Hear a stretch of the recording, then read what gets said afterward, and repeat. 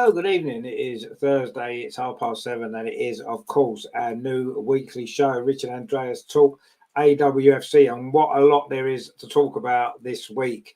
It hasn't been a particularly good week, has it, for Arsenal women? Let's be totally honest. Two defeats, two fairly abject performances, which we will talk about. And the big theme for tonight's show is really going to be, have we really moved on that far from a year ago when the dying days of Jonas? Are things really that different? That's what we're going to talk about. And it's all coming up after this.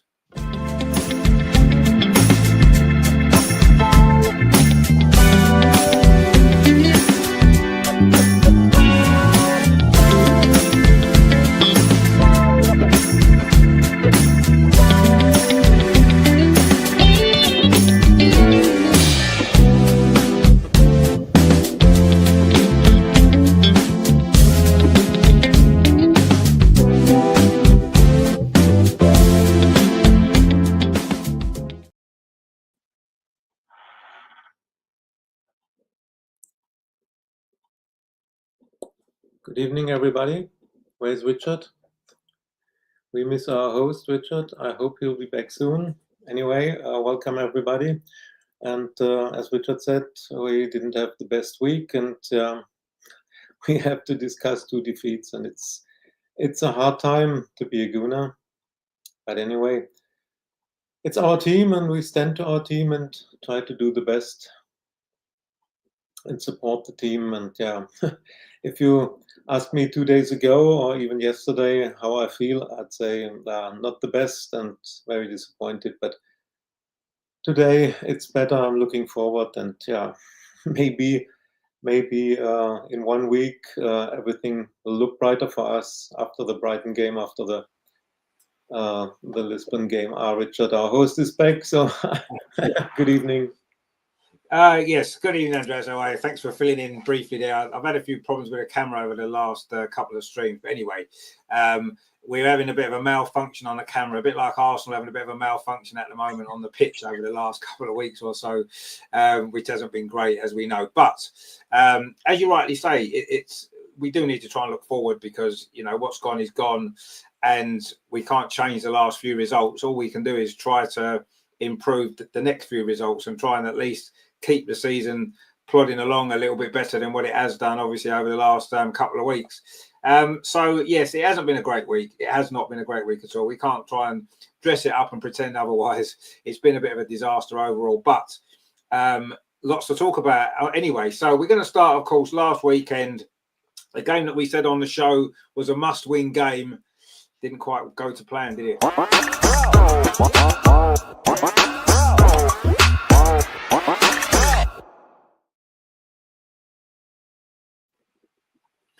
Now, of course, a theme that's not only this season has gone back into last season as well. It seems as though we've become quite easy to score goals against because of the number of mistakes that we're making. And it seems to be individual errors a lot of the time. And is it a confidence thing? I'm not really sure. We're playing it out from the back. We're conceding far too many. At the end of the day, look, you can lose a game. Man City are a good team, right? Lyon are a good team.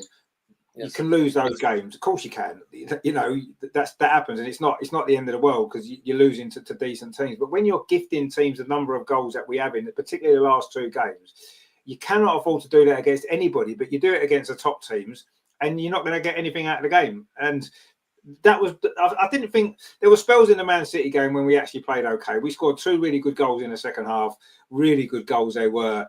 And that's Arsenal at their best. That is the Arsenal from last season that tore so many teams apart. That was the Arsenal that went over to Lyon and scored 4 goals. That is the Arsenal that we've seen a lot of over the last year or so. But unfortunately, throughout that game, we also saw a lot of the Arsenal that we had seen under the previous manager. And that, again, has become a theme over the last couple of weeks. That seems to be happening too often. And I say, when you're playing against the better teams, you're just not going to get a result. I mean, obviously the Aston Villa game the week before, we know how disappointing a performance that was. Yes, okay, we probably played better against Man City, if we're honest. Over the 90 minutes, we probably played better than we did against Villa, but it wasn't good enough because of the goals we conceded. And it wasn't like they were great goals, really. It was just poor defensively again. I mean, Andreas, what did you make of the Man City game? Because, you know, we can look at the positives. We play some good football at times. We scored 2 really good goals, as I said. But we're losing the game because once again, as we've done pretty much in every game this season, barring the Man United game where we drew 0-0, we're gifting teams goals. Just gifting them goals. And we can't keep doing it.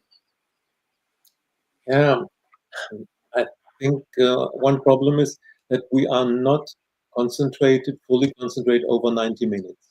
The first 2 games against LCL and West Ham, we conceded early goals. And now against Villa and Man City, we concede the late goals. So what's the mental problem in the heads of our players? Why can't they be concentrated from the first till the 97th minute?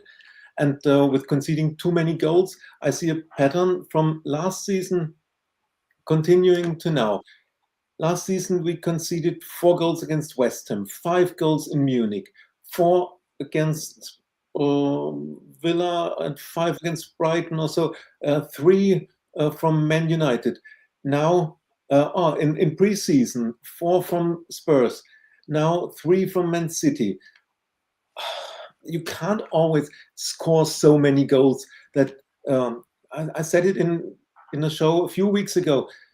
It's everything okay as long as you score 1 more, and if you concede 3, you have to score 4. As long as it works, okay. But you can't say, no problem. We concede 3 against Man City, okay, let's score 4 or 5. No, it doesn't work every time. And mental problems with the concentration or something like that. And then, I know we shouldn't start discussing the manager's position, but the Man City game is one we have to talk about her starting 11, her decisions she made. I mean, Katie Reid, she's now player of the month, fully deserved player of the month, September. Yeah, she made 3 very good games in the WSL, and as a reward, she was set on the bench. You can't explain this to me. Why? It's not too much game time, too many games. It was 1 game a week, and a 19-year young player should be able to play 1 game a week. That's not the reason. Of course, we all love Lotta for her personality, for the way she behaves. She loves the club. She does everything for the Arsenal. She's one of my favorites too, and I'm happy to see her play. But there was no reason to make this change and bring Lotta in. She has played 2 or 3 or 5 minutes in this season so far, and then bring her in against a top team like Man City and say, she played very good last season against Panichan, and she's better in opening the game, her long balls, etc. She's better than Katie Reid. But if you play against a striker like Panichan, then you have to be 100% concentrated in defending. So all what you say Lotta does better than Katie Reid with opening with long balls, she was not able to do it. She had to be concentrated on Panichan, and Shaw scored. So it was a strange decision from the host is gone again. It was a strange decision from Renee, and I wouldn't have taken Katie Reid out. It was not to understand for me. You have a green screen now. And then we also saw that this double pivot with Kim and Mariona doesn't work. And then, it was Vicky Pelova in. They are too similar, and it didn't work. And so I was questioning a lot in the lineup. Also, that Katie McCabe was starting. I said last week she needs a rest. She got her rest against Lyon, but maybe she would have better get the rest already against Man City. And so things are continue. Then the rotation is always on the wings. But the problem with rotating your wingers is that the attacking line, they are not used to each other. And what we see every week is that Leslie Russo doesn't get the service she needs in the box. And for me, Leslie Russo should be our box player, our number 9. Of course, she's very good in keeping the ball, in holding the ball, etc. But if she does, and she does it on the wings or in midfield, then we don't have a striker in the box. So strange decisions, and something is not working as it should.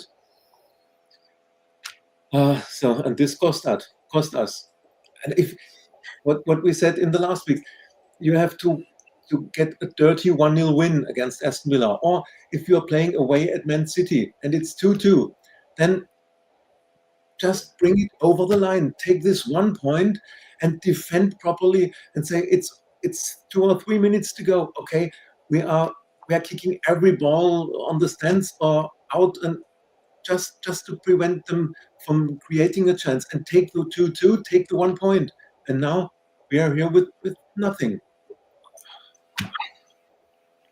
Yeah, I mean, it was really, really frustrating the way we threw that game away. I mean, the third goal was terrible. It was a mistake from Lotta, funnily enough. Which, I thought she had an okay game. But you're right. Why would you leave out the player who's been your best defender all season? And why would you throw in somebody like Lotta who's barely played in a game of that importance? It seemed a crazy decision. And yes, okay, maybe she's had success against Bunny Shaw in previous games. Maybe so. Yes, you could say that's the case. But it's not about that necessarily, is it? It's more about looking at the team as a whole. What was the best team to play in that game? And the best team, or the best defence, would clearly have been, at the moment, is Steph Catley and Katie Reid. They're the best 2 central defenders that we've had this season. So, of course, you should play them in a game of that importance. So, and yeah, there are other baffling decisions by the manager. And I'm starting to think, and I said this the other night when the game was on, the Lyon game, which we will talk about obviously a bit later, but I was saying the other night that, did we get lucky winning the Champions League because we came from behind a few times and we got a few good performances? We seemed to get quick goals in games at crucial times. Did we get lucky? Were we really the best team in Europe last season? I don't think we were. We lost loads of games in the competition, 5, I think, all the way through. Most teams that win the Champions League maybe don't lose a game or lose 1 game in the whole competition. We lost about 5, didn't we? If you include the qualifiers. So, were we the best team in Europe? No. We managed to win we were brilliant in the final, absolutely fantastic. And the coaching of that team in that final and the execution of the game plan was fantastic. And we can't ever take that away from Renee or the team or anything else. And I wouldn't want to do that. But you've got a question now, as that given Renee, it's bought her time because she's won the Champions League. So she's got loads of time. And is it now she's thinking, I'm going to tweak a few things around. I've got a little bit of give now. She was desperate for the job at the beginning. We won loads of games, loads and loads of wins in a row, generally against fairly mediocre opposition generally. But yeah, we had some good results. Bayern Munich was a fantastic result. And then she got offered the job full time. And then suddenly we started to see a few more inconsistent performances, some terrible defensive performances. And of course, we managed to sneak our way through into the final on the back of a couple of amazing performances. But I don't know, I'm starting to question now whether Renee really does know what she's doing. Is she really an elite manager? I don't think she is. She's done well. She's done very well in one competition. But when you look at the WSL, when you look at all the other cup competitions that we've been in, we've not been good enough. We've not been anywhere near good enough. And for most of the Champions League, in many of those games, Real Madrid away, Lyon at home last season, Bayern Munich away. I know, okay, Bayern Munich was before Renee was manager, but some of those performances just was not good enough. And we got away with it because we turned around in the second leg with some great performances. And I don't know. I think maybe that's clouded a lot of people's judgment of her.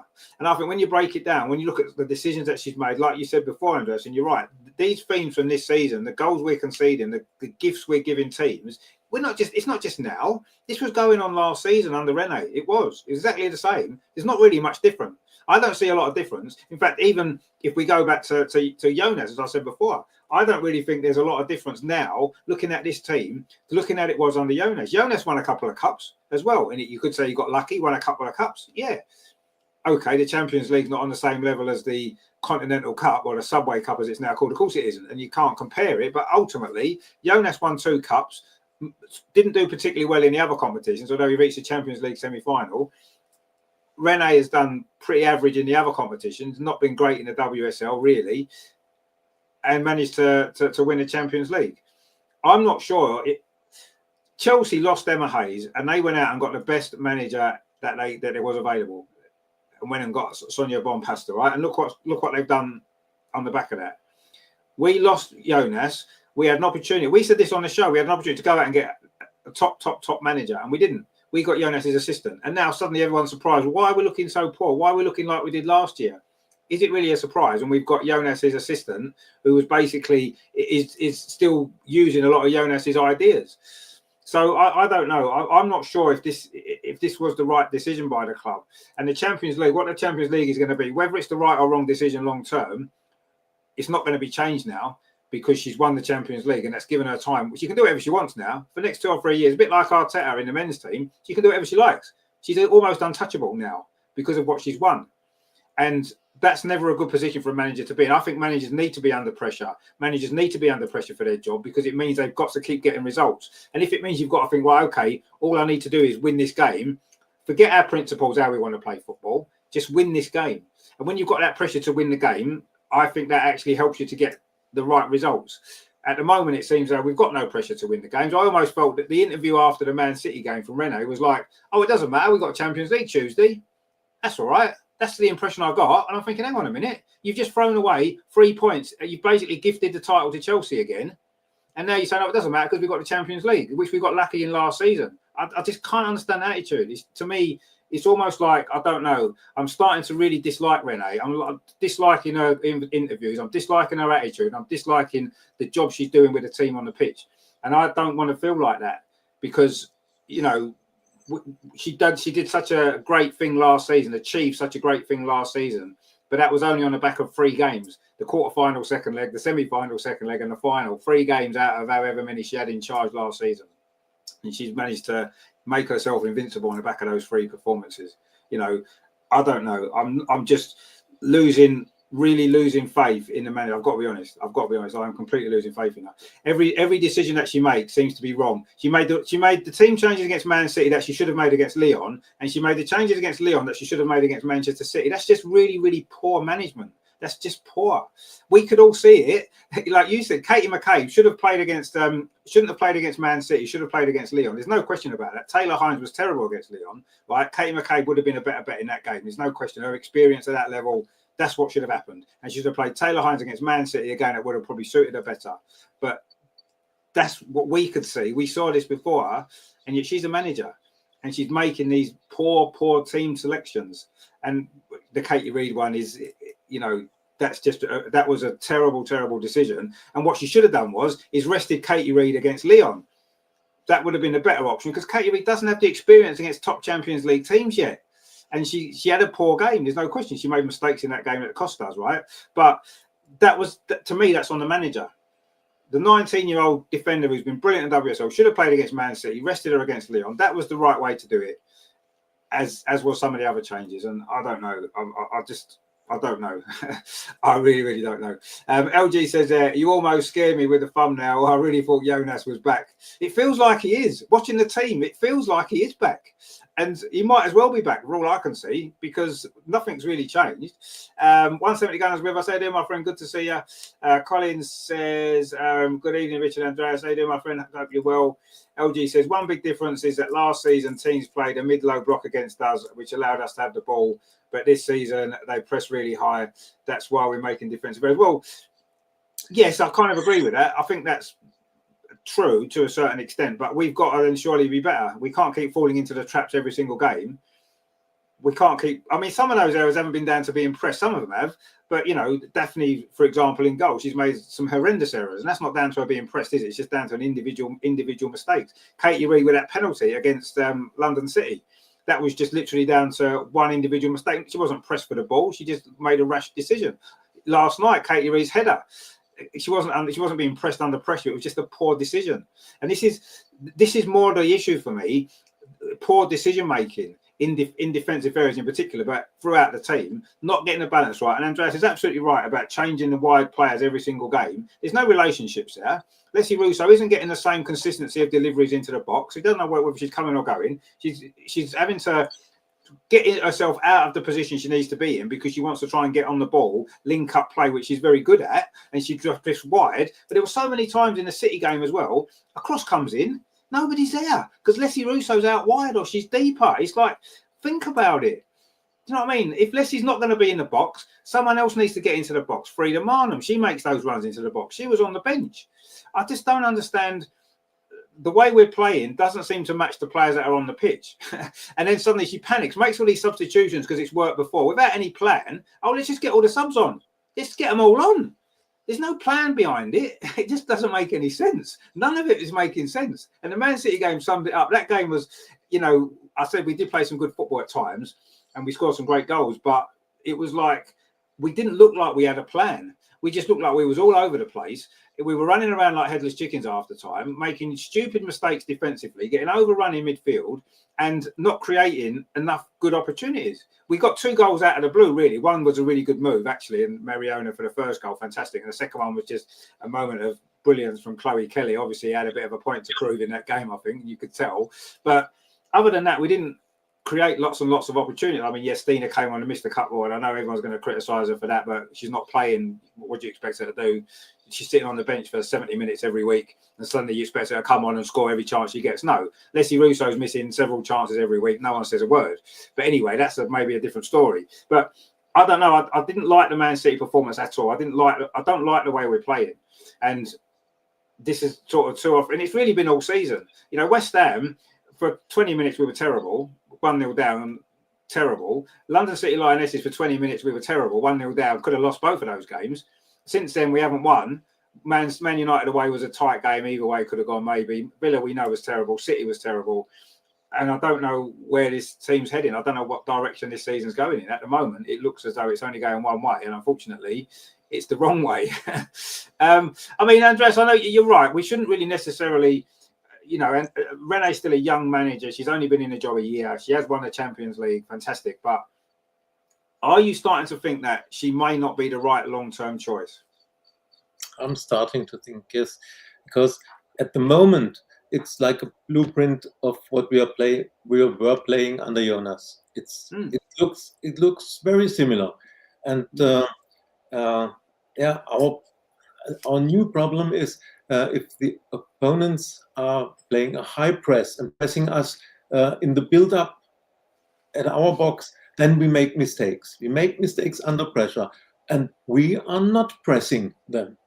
We allow our opponents to build up slowly from the back, and we are waiting. We are waiting at in the midfield what they are doing instead of pressing, and and strange thing is we make mistakes in defense, as I said, when we get pressed, but we have no control in midfield in long periods of the games. We lose the control even against LCL or West Ham. We lost control over the midfield, and by this we open up the game for the opponents, and we don't create enough.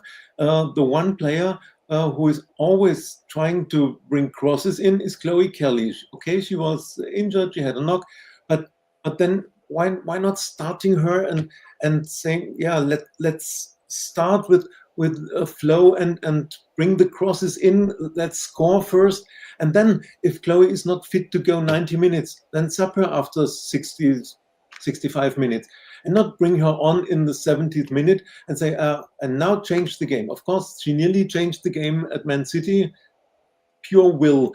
She wanted to score. She wants She wanted to prove something, and it was a fantastic goal. But this was both our goals away at City were individual quality, not combination, not a brilliant build-up play that you say, oh, fantastic, what we played, and this is the Arsenal. No, it was individual quality from Mariana, from Chloe. That's not enough. There is no real system that you can see, this is the way we want to play, we want to control it. Too often we are playing backwards, one pass in midfield, another pass in midfield, no space, no movement, then back to the center backs, back to the goalkeeper. And then Daphne has the problem. Where to play the ball? Then she plays long, and we lose the ball in midfield, as we don't have control there.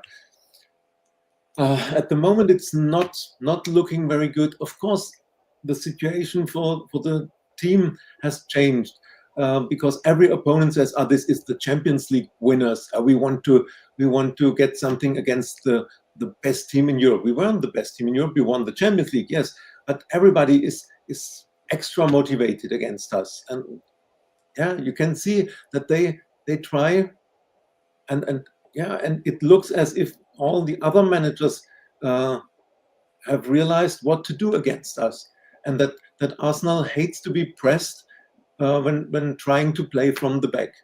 And let's press Arsenal. They are making mistakes, and if we take our chance, these 1-2 chances they offer us, and score, then we can take something against Arsenal. We can take something out of this game. And it looks as if everybody knows how to play against us. They know which players are in the lineup and what to do to hurt us. And at the moment, Renee offers no solution. And of course, what she has changed is the players seem to play with more freedom, or they seem to be happier on the pitch. But I remember one sentence from Renee last season when she said, it's not enough that the players are smiling on the pitch. They have to score goals, or they have to bring the best out of them. And at the moment, I think with the results, the players aren't happy, and so there's no smiling and no output from the team. And at the moment, I'd say now Brighton on the weekend, then away at Lisbon. Let's lose both, and then it's international break. I don't think that Renee will survive the international break if we lose both games. So the pressure is really high, and she has to find solutions and to prove that she's the right for this position. 2 difficult games ahead. I mean, I don't think even if we lost the 2 games that Saka. Honestly, I don't. Would she walk away? I don't know. I don't think she would. I honestly don't. But anyway,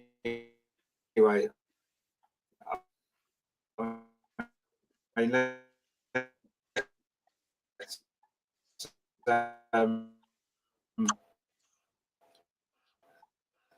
what happens? Hopefully, we won't lose the next 2 games, because that would be a bit of a disaster.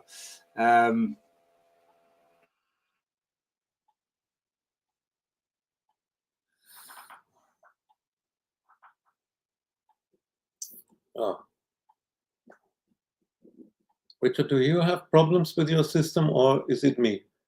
Is it my computer? I can see you frozen and can't hear you. So I don't know. Does anybody see me or hear anything? Oh, Richard is gone again. So it looks as if it's his system that makes problems.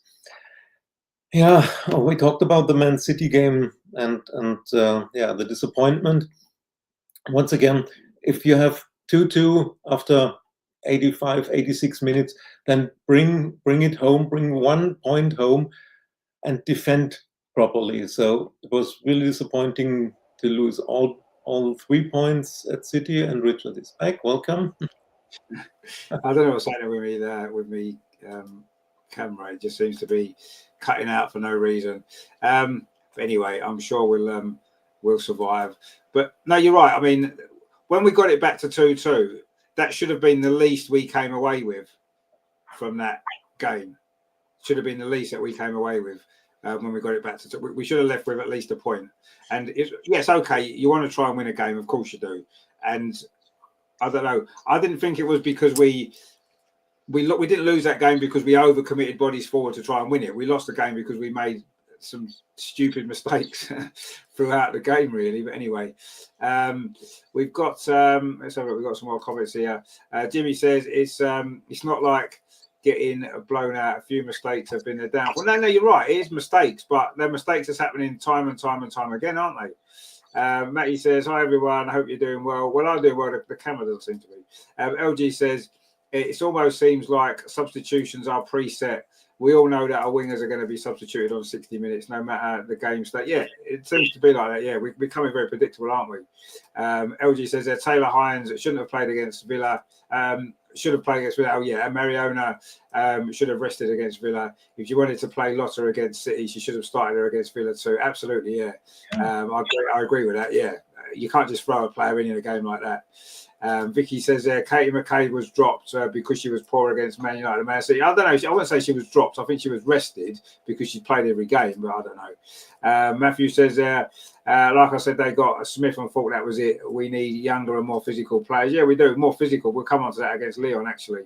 Greg says she's making too many changes every game. Last year, she kept a settled side. Yeah, that's probably not necessarily untrue.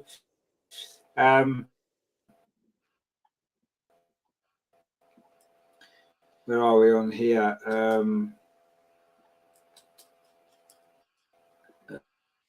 are we?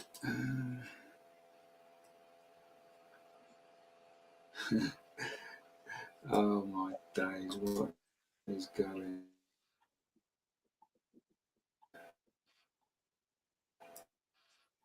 Yeah. Richard's problems continue. I think he's frozen again. Do you think Arsenal is not a serious club? Well, we are a serious club. We won the Champions League. We made some business. We made a £1 million signing with Olivia Smith, but at the moment it doesn't gel together. And yeah, okay, up to you again. I don't know. Yeah, I mean, my laptop is knackered. To be fair, I don't know if that's the reason, but anyway, where are we? I'm going to go back on some of the comments that we haven't managed to get through yet. It's YouTube censors our free speech says let's not dilute Renee's achievement, but for the first time the pressure is on her leadership. Yeah, you probably. I don't want to dismiss her what she's done, but it's all about the future. At the moment, the future doesn't look great, does it?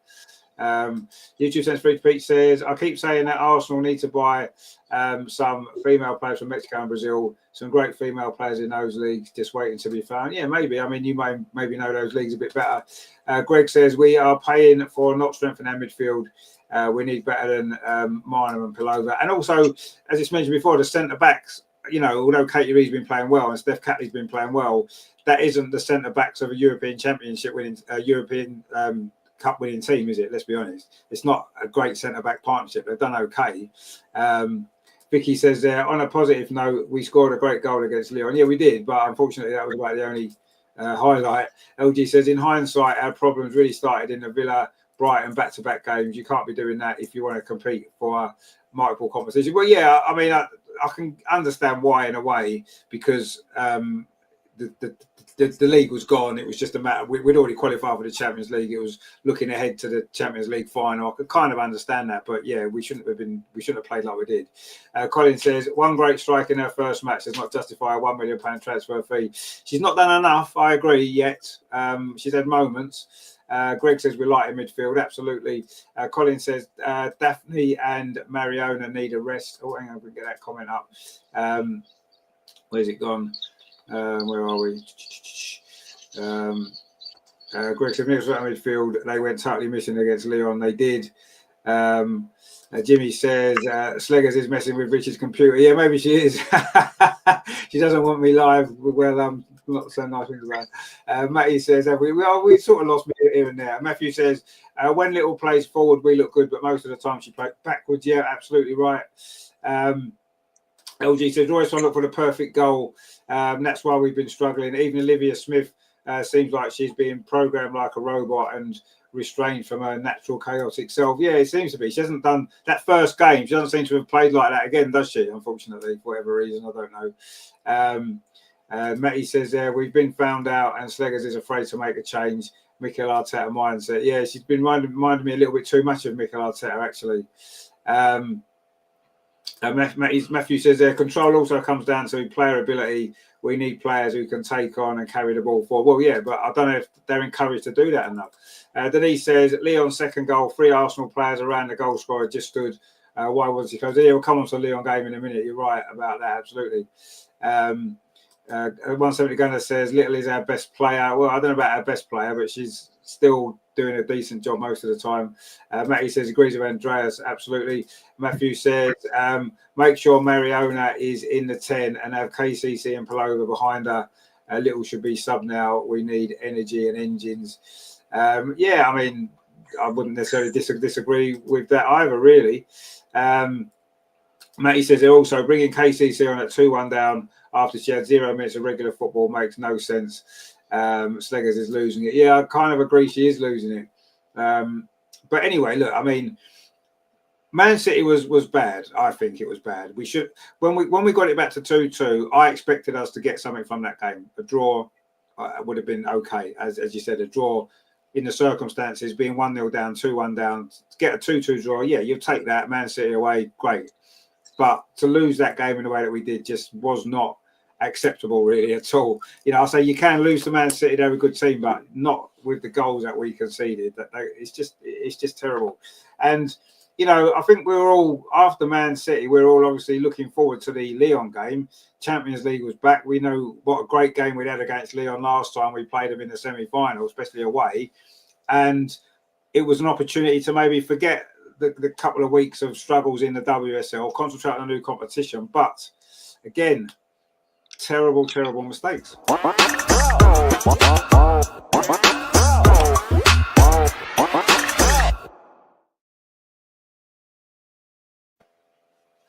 I mean, honestly, I don't really know what to say about this game.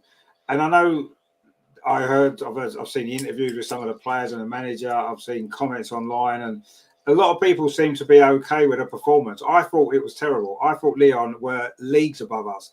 They could and should have won that game by 5 or 6 goals. They were that much better than us on the night. We just didn't compete at all. They were more physical than us. They were more tactically switched on. They had players who were just better than our players almost in every position across the pitch. And yes, you could look at the goals and say we gifted them both their goals, and we did. I mean, what Daphne was doing for the first goal, I do not know. I've seen it 4 or 5 times. Cannot get my head around what she was thinking. And even the second goal, the throw out to Mariona, put Mariona under pressure straight away. She should have been better, Mariona, and gave the ball away. But even then, Katie Reid, why did she head it there? So I mean, she had so much time. Head it back to the goalkeeper. Head it to Steph, who was right next to her. But she headed it straight to Dumornay, and you know, a player of that quality isn't going to miss opportunities like that gifted to her. You know, and we found ourselves 2-1 down, and after that, I never felt at any point did I feel we were going to not lose that game. We just lacked ideas. I'll say physically, we were nowhere near them. It was almost like when we played Chelsea a few times, they just bullied us off the pitch. And that's what Lyon did. They bullied us everywhere. They just absolutely came and bullied. And I'll say the 2-1 scoreline, if anything, flattered us, because Lyon could and should have won that game a lot. Yes, Daphne made up for her mistakes with some good saves actually in the end and kept the score down. And it could have been a lot worse. It should have been a lot worse. And I don't really I'm not interested in people saying, oh, well, you know, we played okay at spells in the game. We got overrun. Okay, yeah, they're one of the best teams in Europe. They may well win the Champions League this year. They're good enough. Look at the players they've got. But you've got to try and compete with them. You've got to compete with them. And we just didn't. Yes, we scored a great goal at the beginning of the game. Brilliant. Beth Mead, unbelievable. What a finish from Letty with her left foot across the keeper. Fantastic. But then after that, Lyon were like, okay, we know what we need to do. And they just responded to that goal brilliantly. And if we hadn't gifted them 2 goals, I have absolutely no doubt they would have scored 2 goals in a row, or 3 or 4. Definitely they would have done because they were just so far ahead of us. It was almost it was almost men against boys, if you like. That's what it looked like. It was, I don't know. It's not often you watch an Arsenal team get completely battered in that fashion. I mean, yes, Chelsea have done it to us a couple of times. It's not often, is it, that happens, ever. And I mean, Barcelona did it to us, didn't they, a couple of years ago in the Champions League twice, when they were much better than us. And that's what that game reminded me of a little bit, actually. It just reminded me of playing against a team that was just miles better than us. And we got what we deserved from the game, which was absolutely nothing. Where are we on here? Have we gone again?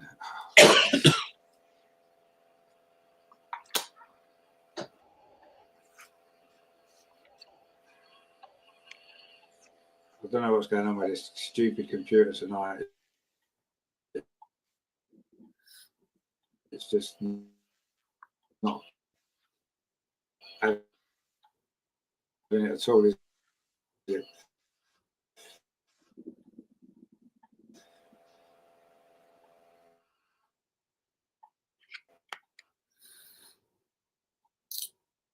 I don't know what it's doing.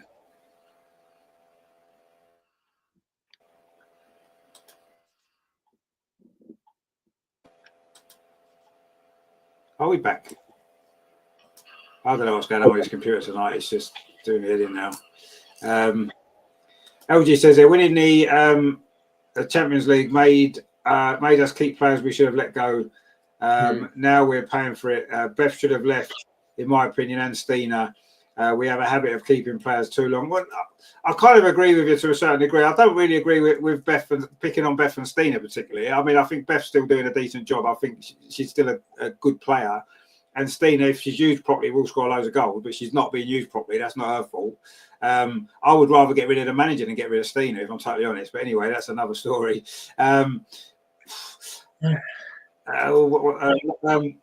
Matthew says there nothing was okay with the Lyon game. We were battered. Yeah, we were absolutely battered. Yeah. To be fair, we've battered them as well, but we weren't switched on. It's always who is more up for it in sport. Yeah, absolutely right. I think you're right. And I mean, I won't say we wasn't up for it. We were just beaten by a much better team on the night. And, it is what it is. I mean, Andreas, what did you make of that Lyon game? Because apart from your vlog, which was fantastic, there wasn't anything positive I could really take from that game. Well, we can take the first 10 minutes. We started well in this game and we scored a fantastic goal. This was a really good start, and you should build upon this good start. This should have given the team self-confidence. But to the contrary, Lyon came back into the game after we were 1-0 up. And of course, the mistake that led to the equalizer was terrible, and not to understand what happened. And for the second goal, I wouldn't blame Daphne for the second, because when she threw the ball to Mariona, there was no Lyon player besides Mariona. It was Mariona's fault not to see that there is a Lyon player coming and getting the pressure on her. And then, as you said, the header from Katie Reed was not good. And but after this second goal from Lyon, I was looking on my watch and thought, if we can go to halftime with only 2-1 down, that would be great. I hope they will not score more. And there were parts in the second half when I thought again, let's keep us to 1. It's okay. Because they were physically all over us and dominating the midfield. It was for longer parts of the second half, we didn't come near their box because we lost too easily every ball in midfield. Playing from the back and then a long ball in midfield, lost. And then Lyon coming again. But physically they were much better than we, but didn't we know that before, that we are coming against a team with a strong physicality and physical approach? Didn't we prepare in training for this? These are questions. And the other thing, what we said a few weeks ago, we didn't do enough in the transfer business in summer. in a window when we were the Champions League, the title holders, every good player would have at least thought about if there was an approach from Arsenal.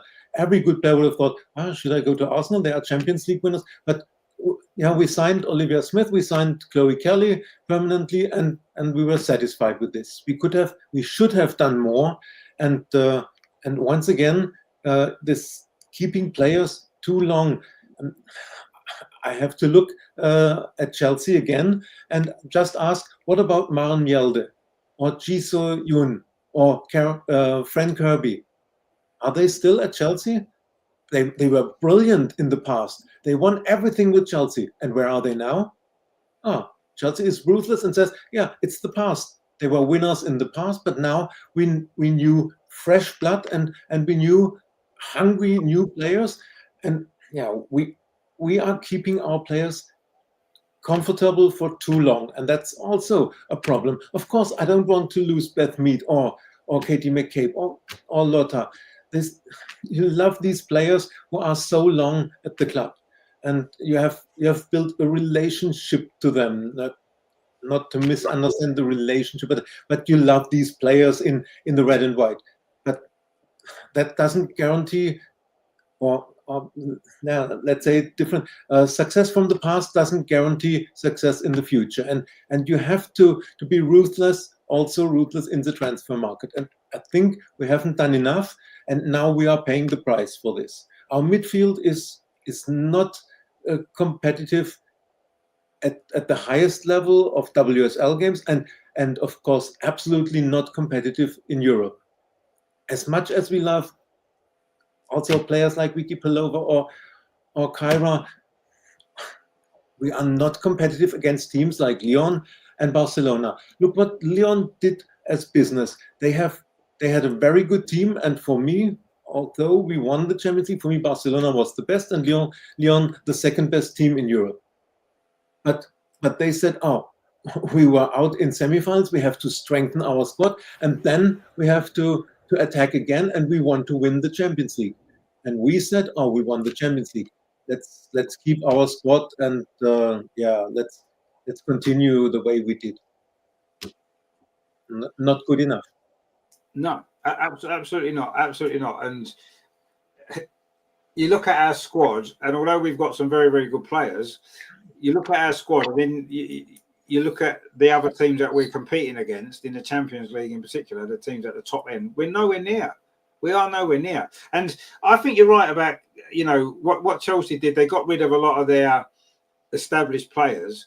And one of the reasons why they did that is because they got a manager from outside the club who didn't have that same connection with the players and had no problem getting rid of them and replacing them. And we've kept a manager that was already inside the club and already had relationships with the players. And that makes it so much harder. And,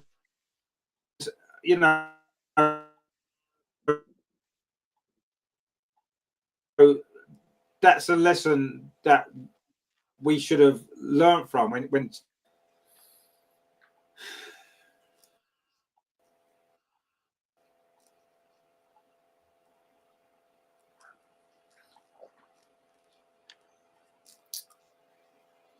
we're back. No, we're not back.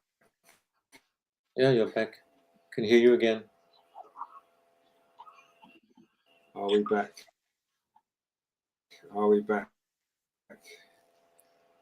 Your computer is on the same level performing as our team. I'm back. Is it back? I don't think it is. It seems to be. It definitely seems. I had this problem the other night when the game was on. Exactly the same. Not sure what's happening.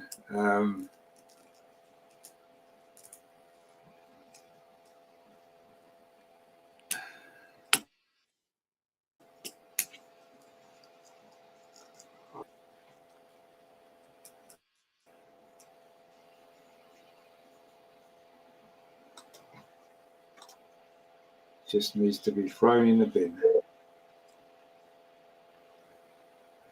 Oh, we're back. Oh, we might be back actually. I don't know what's going on with this stupid thing. But yeah, I think when you bring a manager in from outside the club, they don't have that connection with the players, and that's maybe what we needed to do. We maybe needed to do that and almost start afresh, because we have got a lot of players that are in towards the end of their careers. They're not, they're getting towards the 30s. Some of them are in their 30s, and I think that maybe we needed a complete reset. And we wasn't far away from having big success under Jonas. Whatever people thought of him, we were 1 point away from winning the WSL in his first season. We reached the Champions League semi-final with half our team injured, and we was unlucky not to go on and reach the final that year. We won 2 cup finals, and yes, it started to go wrong a bit towards the end, but we was quite close to achieving some big success. And Renee's coming with the same, with basically the same group of players. And yes, she had some great success as well straight away. But I don't know. I think we should have reset completely.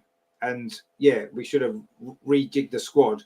And I don't think, as much as we love these players, and you're right, there's so many players that, are Arsenal legends, aren't they? That's still here. But at some point we've got to move forward from that, and we've got to move on to the next level. And if we want to compete with the likes of Lyon, if we want to compete with the likes of Barcelona on a regular basis, yes, we can beat them in a one-off game. We beat Lyon in a one-off game. We beat Barcelona in a one-off game. We can do that. Of course we can. We've beaten Chelsea in one-off games a few times.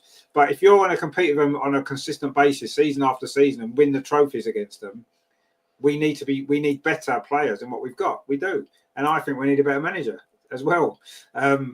But it is what it is at the minute, and I don't know. I can't honestly see how things are going to change. But let's see what happens. We've got loads of comments there, so I keep missing them because I keep going on. Vicky says Rolfo's in her twilight years. Well, yeah, she is, but she's a good player actually. Where are we going now? I've gone to the bottom. Average height of Lyon 5'8". Average height of Arsenal 5'6". Well, yeah, so they had a height advantage. I mean, they certainly did it at the back, didn't they? Every single cross that went in, either Wendy Reynard or that other one playing next to her, just won all the headers, just headed everything away. We didn't get near them, did we? Not once. I think we won one header all night. LG says their Lotter is a mid-table defender, not good enough for a top club. Sorry, guys, but I'm being real. I kind of get where you're coming from, and I wouldn't necessarily disagree with you. The fact that she can't even get a game in the Lionesses squad when half the defenders were out injured, and she still was sitting on the bench, kind of suggests that you're right. And we love Lotta, and you're right. She's a great role model for women's football. She's been a fantastic role model for Arsenal, and she's a great person. But we need to sometimes put sentiment to one side and say, we want players who are going to take us to the next level now. We've just won the Champions League. Whether we were fortunate or not, it's irrelevant. We've won the Champions League. We've got to move to that next level. And we haven't done that. We've stayed still. And staying still in football is going backwards. And that's what we've done. And it's not, and it's not going to change. We can't bring any more players into January anyway. And I don't necessarily think that's the answer. We've got good enough. We've got a good enough squad to be playing better than we are at the moment. And so that isn't down to the transfer window necessarily. But I don't know. I don't know. Things need to change for me. For God's sake. This is so not good at all, is it?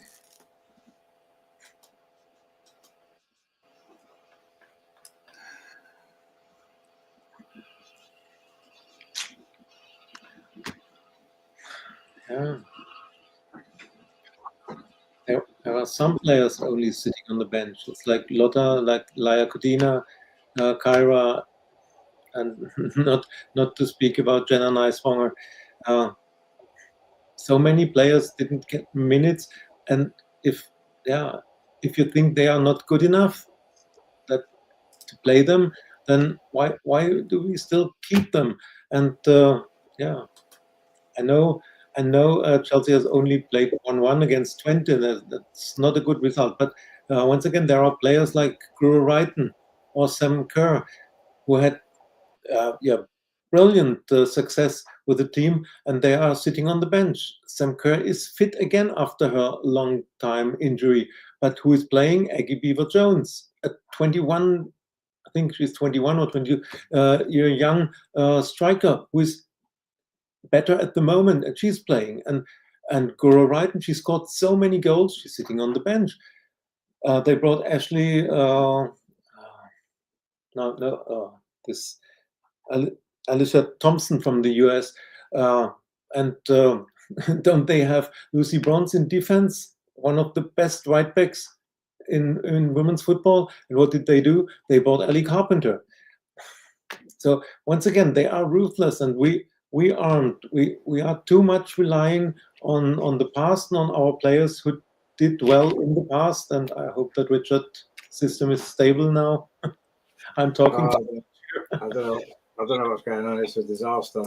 But yeah, I mean, we need. I think we need a complete reset. I really do. I just can't see how.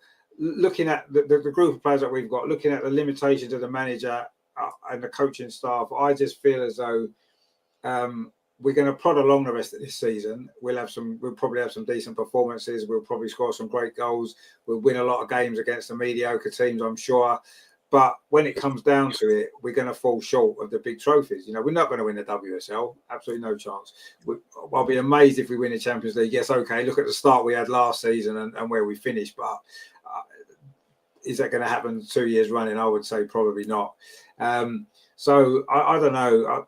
I'm just not seeing too much to be optimistic about. I've got to be honest. I just really not. It's the same mistakes, the same changes, the same lack of ideas, the same. The balance in midfield's wrong. Game after game after game, it's not getting changed. And yes, as I said, the transfer window isn't necessarily just the answer. Yes, we need some better players, but with the squad that we've got, we should be playing better than we are. We should be doing better than we are with the players we've got already. And that's we could buy all the players in the world, but if they're not coached properly, if the team isn't managed properly, you're not going to get the right results. You know, and that's something to me that's a bigger issue at the moment. Yes, we could do with some better players. Of course we could. We could have had a better transfer window, and we need a big January probably to try and salvage something from the season. But unless we're going to get more out of the players that we've got now, it's almost like, what's the point of us spending £1 million on a player if we can't get the best out of them? We can't get the best out of her. We haven't done so far. Yes, it's still early days. She's settling in, but I don't know. I'm worried, I must admit. Joe says Jenna Knight-Swangat is an insult. Can't make the bench, and she's a Renee signing. Well, you say she's a Renee signing. She was signed when Renee was manager. I'm not sure if she's a Renee signing because I think if she was, she'd be playing, and she's not. So obviously, she's not a Renee signing, is she? Jimmy says, if I can get it on the screen. Oh, that's how I've gone off again, haven't I?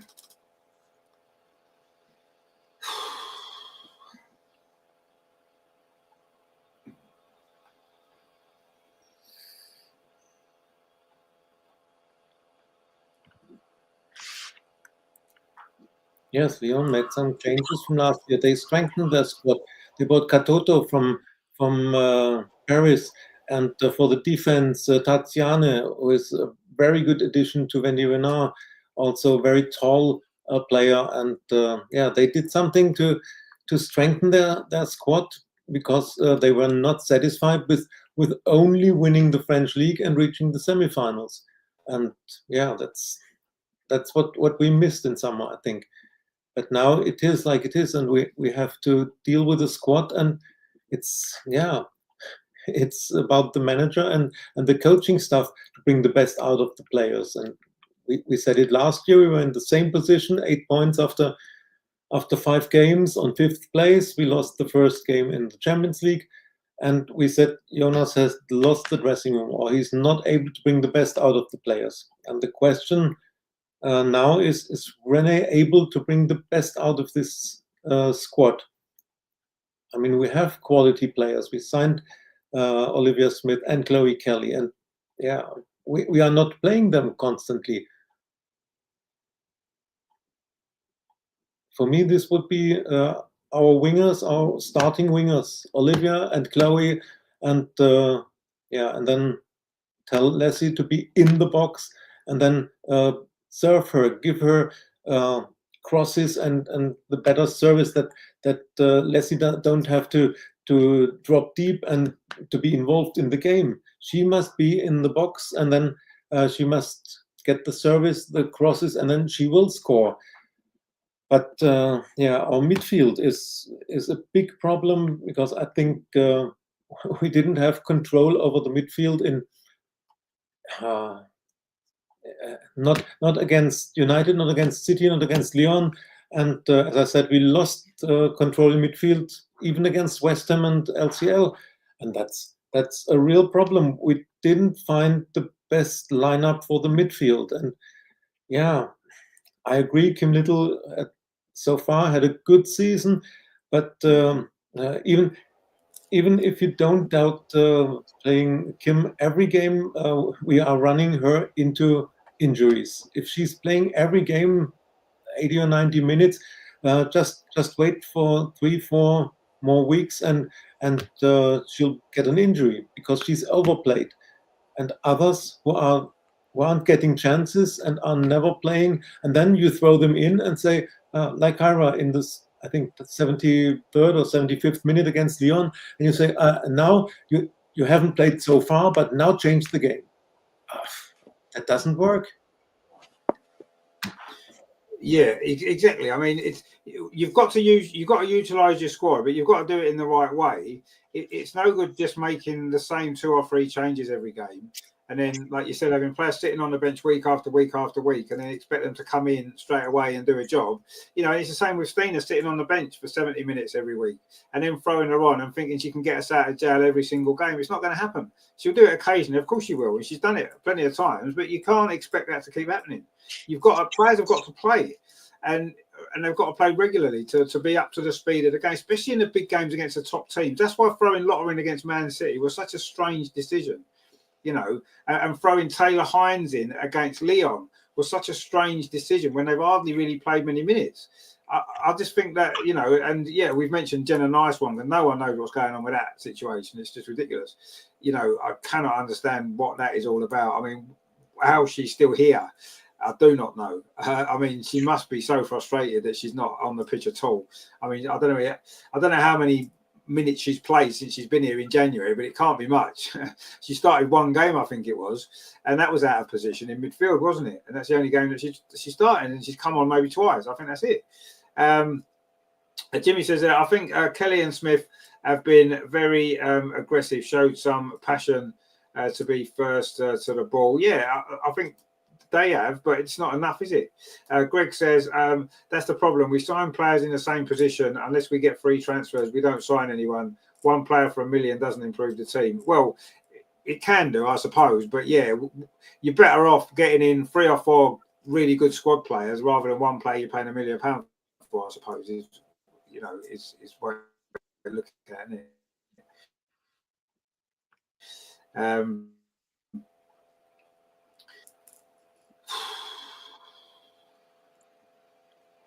Yeah.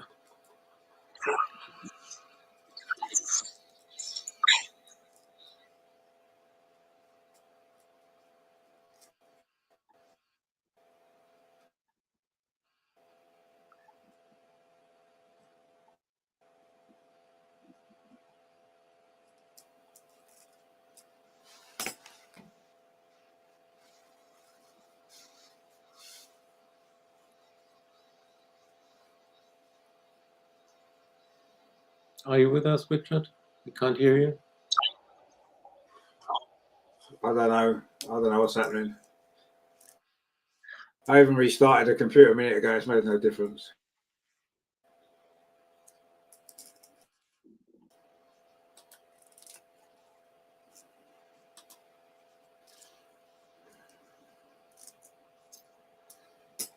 Let's see what I'm going to do.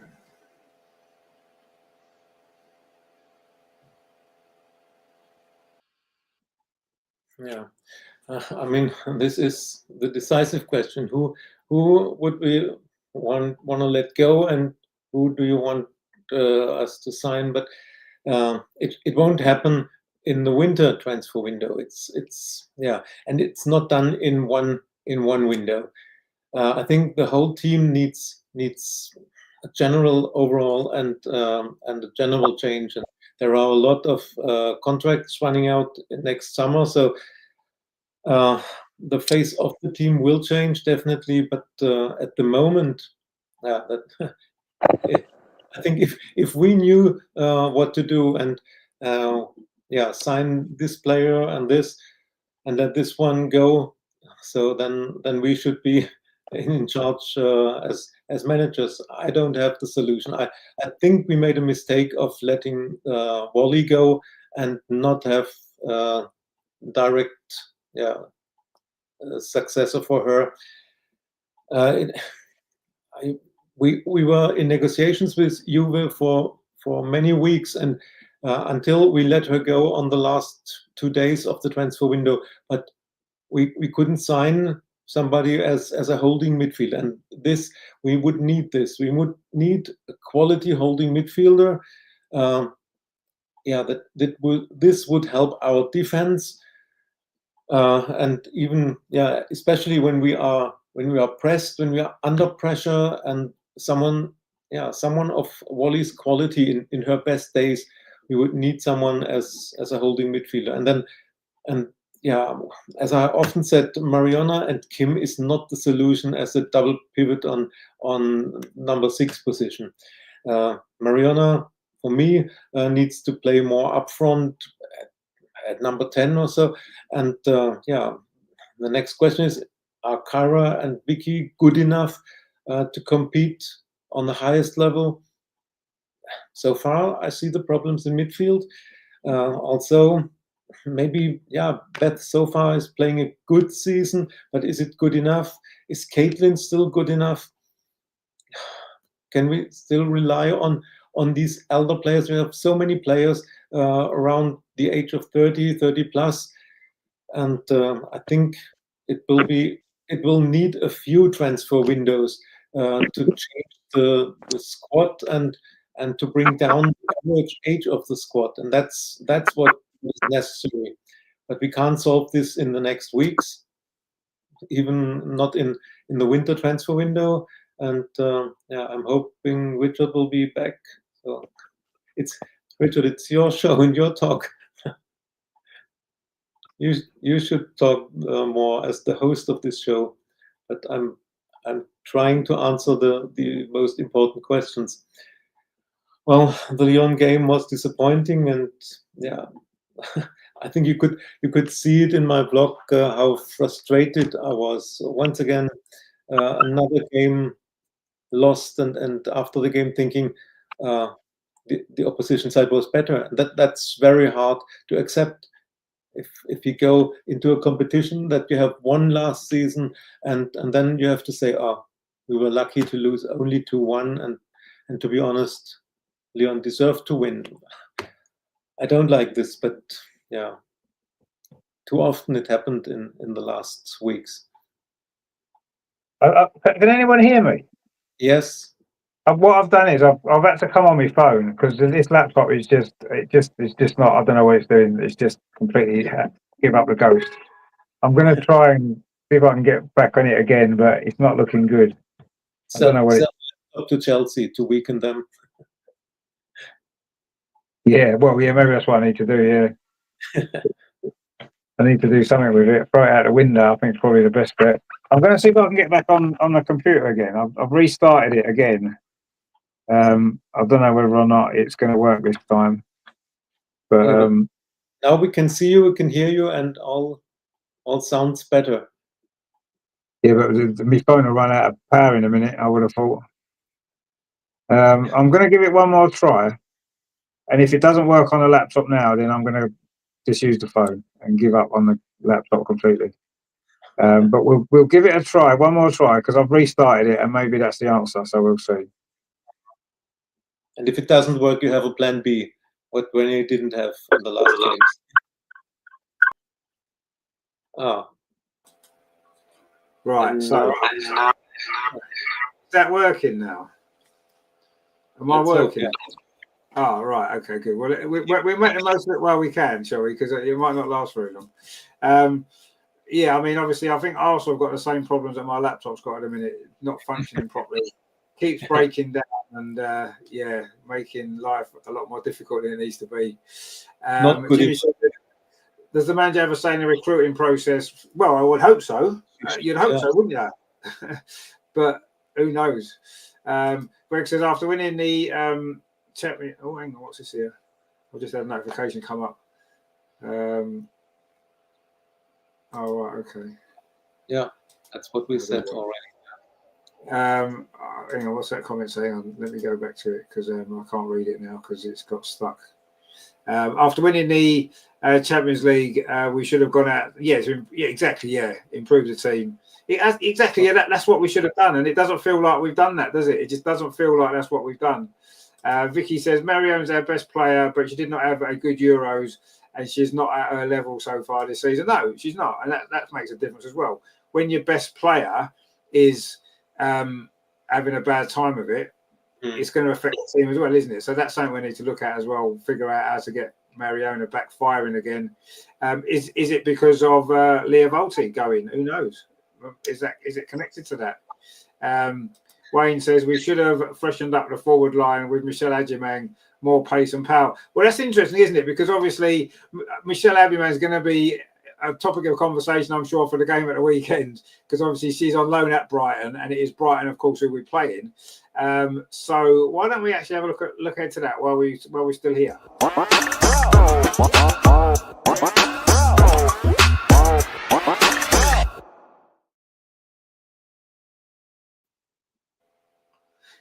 Now, of course, she's on loan, so I don't think she's going to be able to play at the weekend against us, Michelle, which is probably a good thing the way we're playing and gifting goals to everybody. She's bound to score against us. But I must admit, usually I like to try and be optimistic and think, it's another game. We should be too good for most teams in the WSL. We should win. But the form we've been on, the way we've been playing, I'm finding it difficult to think how we can win this game, how we can win any game at the minute. I mean, Brighton at home, usually you'd say, right, that's a home banker. A home banker against Brighton. I think we've beaten them every single season at home since every time we played them. And usually that's what you'd think. And normally I'll be saying, oh, yeah, we'll probably win 3 or 4-0, no problem. Maybe 3 or 4-1 this season because of goals we're conceding. But you'd expect us to win. But I've got to be honest. I honestly, at this moment in time, I'm not sure we'll even win this game. I'm really not sure we'll even win this game. Brighton are a good side. They've got some good players. They've had a fairly good start to the season as well. They're doing well, aren't they? So I don't know. It's this is going to be more of a difficult game than ordinarily it would have been. I'll say most other seasons we'd have probably cruised this no problem, but I'm a little bit concerned about this game. I mean, Andreas, what are your thoughts ahead of this one then? Obviously, it's going to be difficult, isn't it? And it's so important now. If we don't win on Sunday, then it's a real big problem, isn't it? Yeah, I'm just checking Brighton's squad. The name that stands out is, of course, Frank Kirby, and I'm very happy that Michelle is not allowed to play and Rosa Kafaji is not allowed to play against us, because they both would have something to prove against us. So that's good. Yeah, they have Jelena Jankovic, who was former Chelsea player. Frank Kirby, as I said. Then it's not that. Melis Mpome in defense. She also came from Chelsea, but it's not a threatening squad. We should be able to beat them, but at the moment, in the position we are, it's a must-win. And of course, Brighton also knows this. They know Arsenal must win this game, and why shouldn't they hurt us with pressing and some quick counter-attacks? And remember, last season they were not playing a deep defense or parking the bus. They were trying to get an open game and play forward by themselves. So this is dangerous if they are trying to press us like the both Manchester teams did or Lyon did. Then we will get problems. And I don't want to think about if Brighton scores the first goal and we are 1-0 down. I don't think we can turn around such a game at the moment, at the mental position we are. So let's hope we score first, and then they are not as strong as Lyon to come back, and we don't give them goals. Then we should win. And if you look player by player, then we have the better squad. We will have the better starting 11, more quality in our attacking line, etc. And our midfield should be able to dominate a team like Brighton. Our defense should be able to defend properly against Brighton. But as I said, at the moment, in the position we are, just imagine we lose at home against Brighton. Then it's not that we have to look upon Chelsea. Look at the Manchester teams. Look at Tottenham. They are 4 points clear. It's terrible. Tottenham 4 points clear to us in the WSL. I don't like this. And if we lose to Brighton, then Brighton is also in front of us. It's a very difficult game and a must win.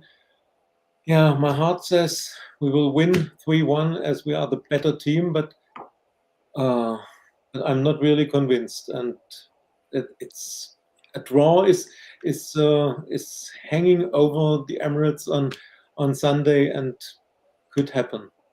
I think if Brighton scores the first goal, then we will lose the game. And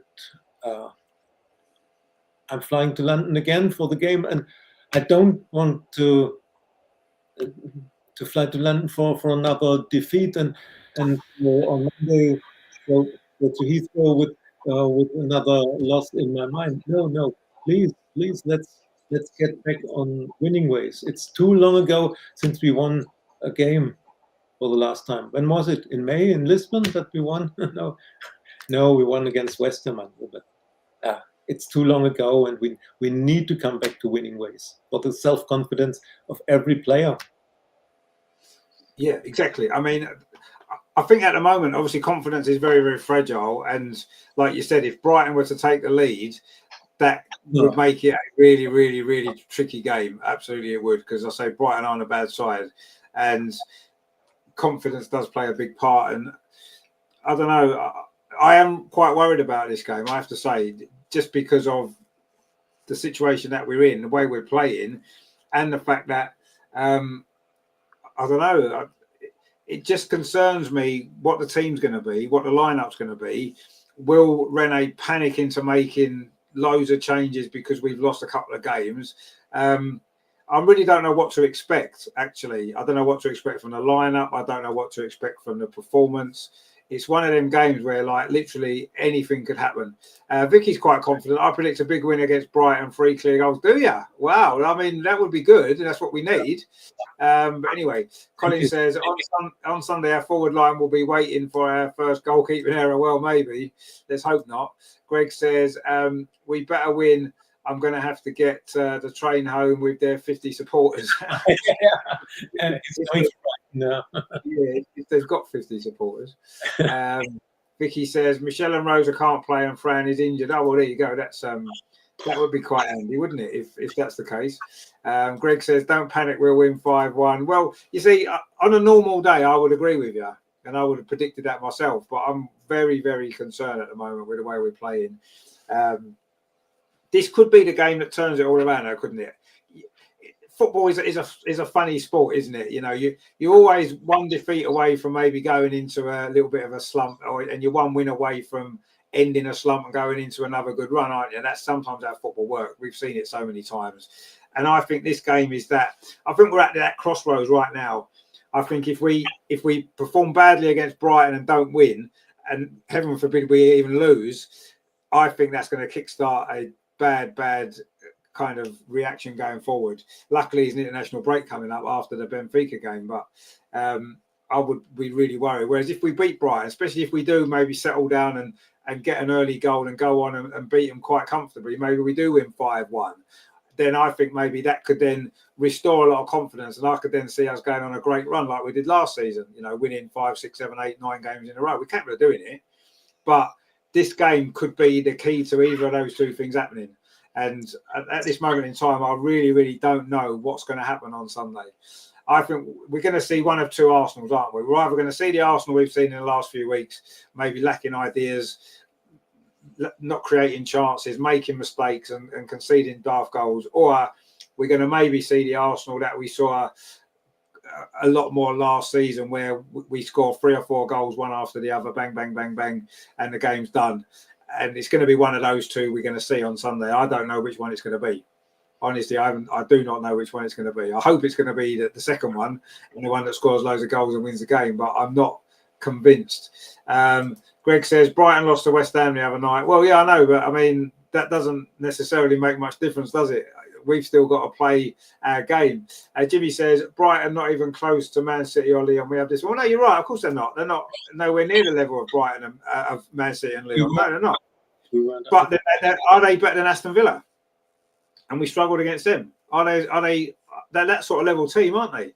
They're about an Aston Villa type level. You could say they're better than Aston Villa. You could argue they're better than Aston Villa, and we struggled against Aston Villa and didn't win. So, you know, I don't know, really. Anyway, let's see what happens. Matthew says, I'll be watching to see how many unnecessary back passes as opposed to carrying the ball forward. But, yeah, exactly. I mean, there'll be a few of them. We could probably lose count. Don't use your fingers because you'll lose count of how many back passes we make, probably. I mean, I don't want to predict anything other than a win because that just seems wrong.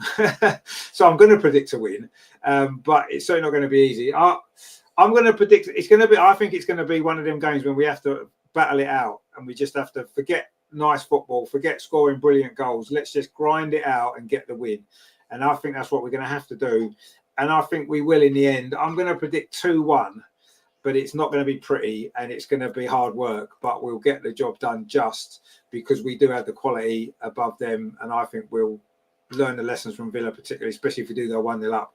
And I think we'll nick it 2-1. Andreas, what about your score prediction? Yeah, as I said, I see a 1-1 draw hanging above the Emirates, but I want to be optimistic. And if I let my heart speak, then it's 3-1. To us, and it will be the turnaround for the season. I want it, and I fully believe in the goals. Let's say we win 3-1, and everything turns to the better. I will go with that. That will do. LG's got 2-1 win. 170 Guns gone 2-1 win. A lot of people thinking 2-1 as well. I'm kind of thinking 2-1. I just think if we were going into this game a bit more confidence, I'd be more confident we'd get a few goals. But the way it's going at the minute, I think we're going to have to scrap it out and we're going to have to just sneak it. Chelsea do it all the time, don't they? They sneak 1-0 wins and 2-1 wins, and they do it all the time. It's what we need to start doing more of. We need to start on Sunday against Brighton, and we need to just win the game. At this point in time, I don't really care too much how we play. Yes, it'd be nice to see a great performance, wouldn't it? It'd be lovely to see some brilliant football. It'd be lovely to see some loads of goals and everything like that. But at this moment in time, we just need to win. We just have to win. No other result is really acceptable on Sunday. We have to win the game, and I don't really care how we do it now. If we have to scrape a 1-0, let's scrape a 1-0, but let's win the game. I think we'll all be a bit worried if we're 1-0 up with 5 minutes to play, like the Villa game. We'd all be a bit worried. So let's hope we've maybe got it sealed a bit earlier. But anyway, Vicky says, time for a clean sheet from David. Well, yeah, a clean sheet would be nice, wouldn't it? We've had one all season. That's it. Matthew thinks we'll get a clean sheet. He's gone 2-0. I mean, Brighton don't score many goals, let's be honest. They're not a team that score goals, are they, generally? They don't score many against us, although they did at the end of last season. But away from home, they don't. Yeah. I'm going to say, I'm going to stick with 2-1, but we need to win and we will win and it'll be good. LG says the team badly needs the international break. The Brighton game is too soon. Yeah, we do need the international break, you're right. And it is coming, obviously. This is the last WSL game. Greg says it's about time Arsenal stop saying how they push the game forward and start investing in the team and get us back to being the best. No, you're right. I kind of agree with that. I do think...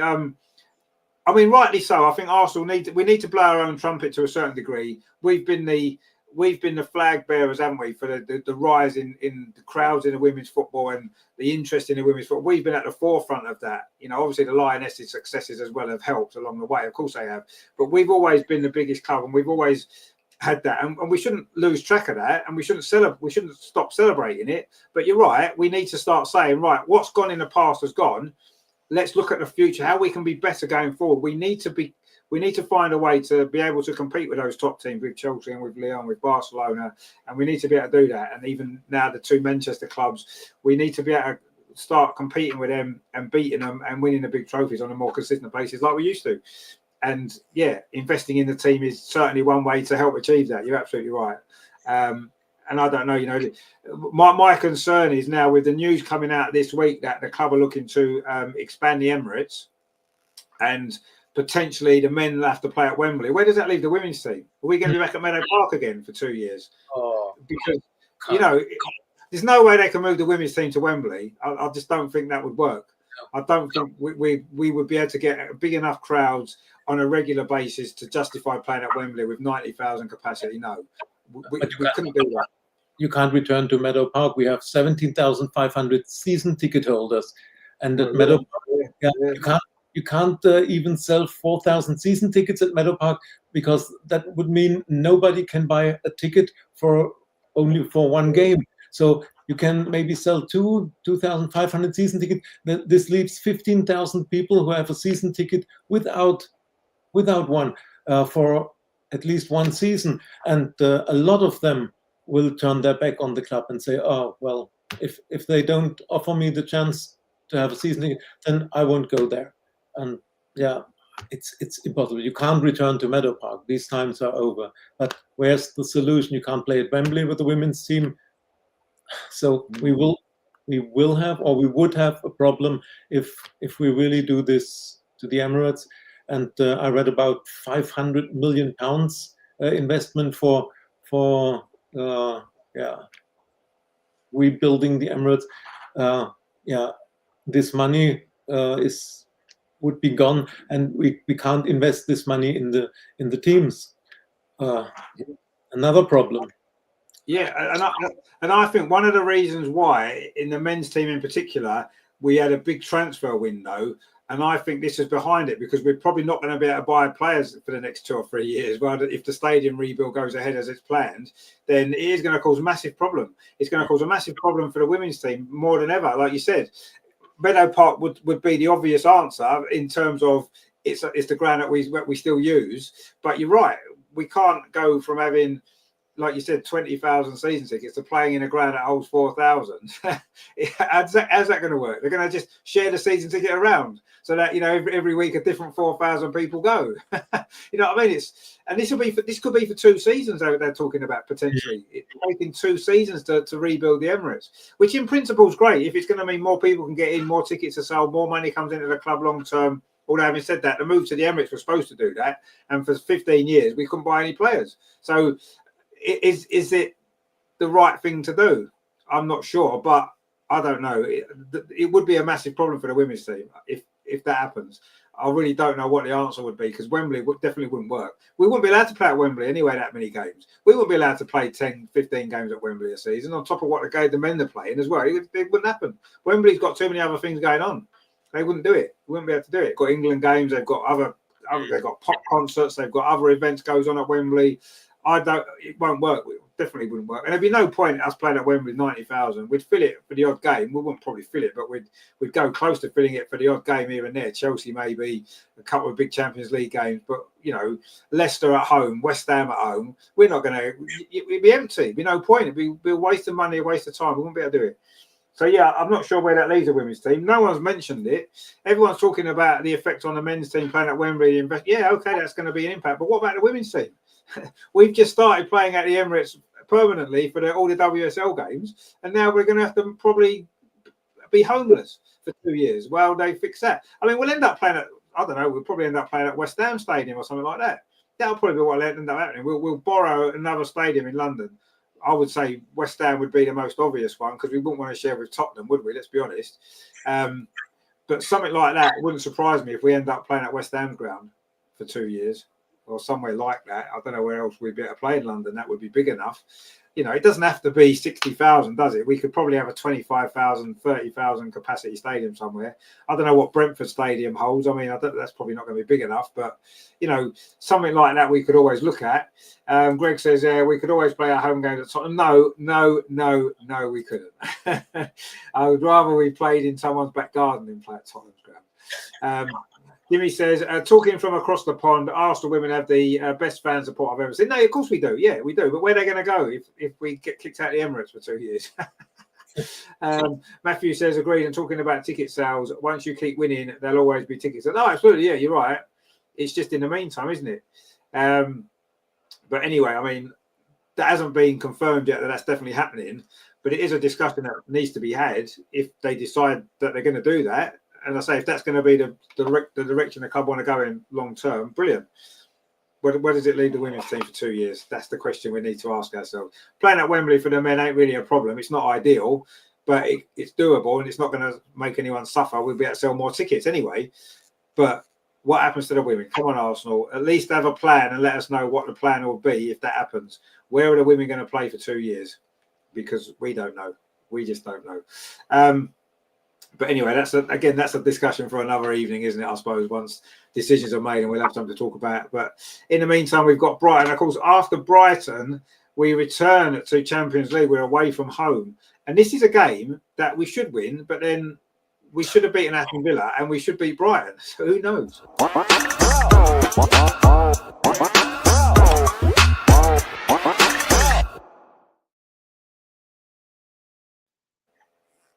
So, of course, we travel to Benfica for game 2 of the new Champions League group format. And yes, I think it's fairly obvious that we need to win that game after what happened against Lyon. I think, anything less than 3 points in that game, anything less than 3 points after the 2 games is going to make it really difficult to get in that top 4 to start with. And even to get into the qualifying stage for the next round. If we lose to Benfica, that would be difficult. Obviously, we should beat them. Of course we should. We know we should. We're a better team than them, and we should go and beat them. But again, we said this, didn't we? We said the Man City game, how that went might have affected how the Lyon game went, and it seemed to be the case. We lost them both. And I think how the Brighton game goes could well decide a lot of how the Benfica game goes. If we get confidence back from beating Brighton, I think we'll go and beat Benfica, no problem. Absolutely no problem. But if we were to play badly against Brighton, struggle, not win the game, on top of everything that's happened already over the last few weeks, then that Benfica game suddenly becomes really, really difficult.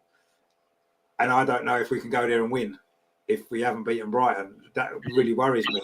We should win, but there's lots of games we should have won and haven't done. I mean, Andreas, that is going to be a factor, but we should really beat Benfica away, shouldn't we?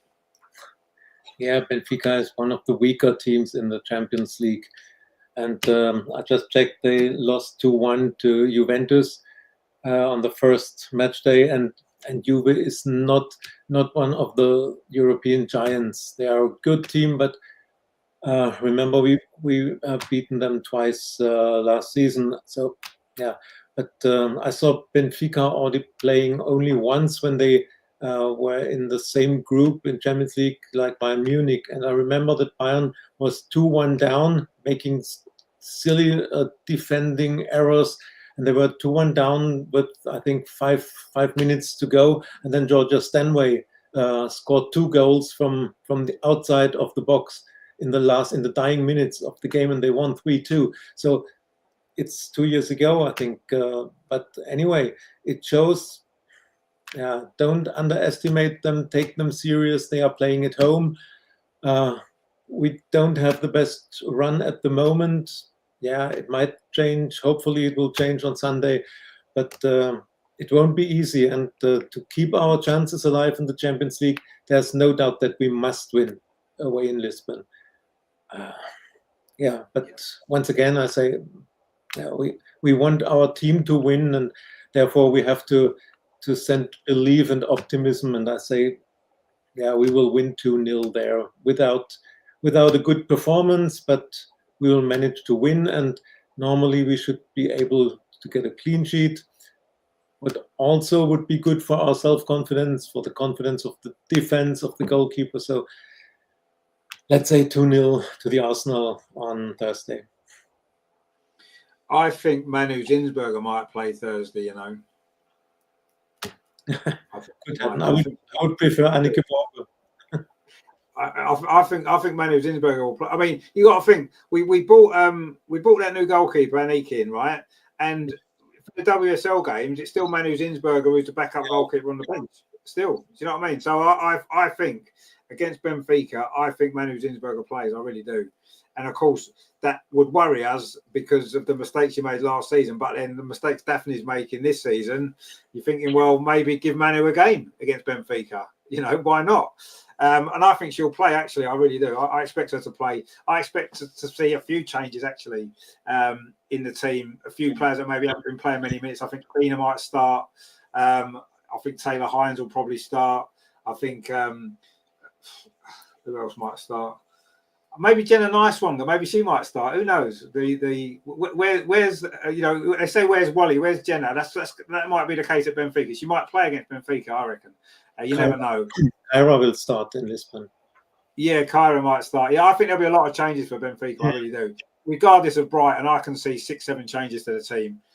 Whether that will be a positive or not, we'll find out, I suppose. But at this moment in time, to me, why not? Why not make changes? Why not make changes for Brighton as well? Why not change things around, freshen it up, try something a bit different? At the moment, we've got nothing to lose. The WSL's probably gone. We have to win the game, but let's try something a bit different. What we've done isn't working. The midfield doesn't work. Let's maybe do something different. And I think Benfica, we will see a lot of changes. And yeah, it'll be an interesting game for that reason. It could be quite fun to watch, actually. We haven't had much fun watching Arsenal recently, but that game could be quite fun. LG says the expansion has come too soon, in my opinion. We need to establish dominance first in terms of big trophies before making such a move. What, like Tottenham did before they improved their stadium, you mean? The best time to do it is when you're financially able to do it, I suppose. And if at this moment in time, the club feels that we're able to make that move, then yeah, the expansion of the stadium, I suppose they'll do it, won't they? LG says Bayern in the Frauen Bundesliga, Bayern in the European Champions League against serious teams. Yeah. Yes. Jimmy says 4 days. Yeah, 4 days rest is helpful, but we've got to travel. Greg says we'll beat hang on, if I get that comment up there. He says we'll beat Benfica 3-0. Yeah, potentially, I'd agree.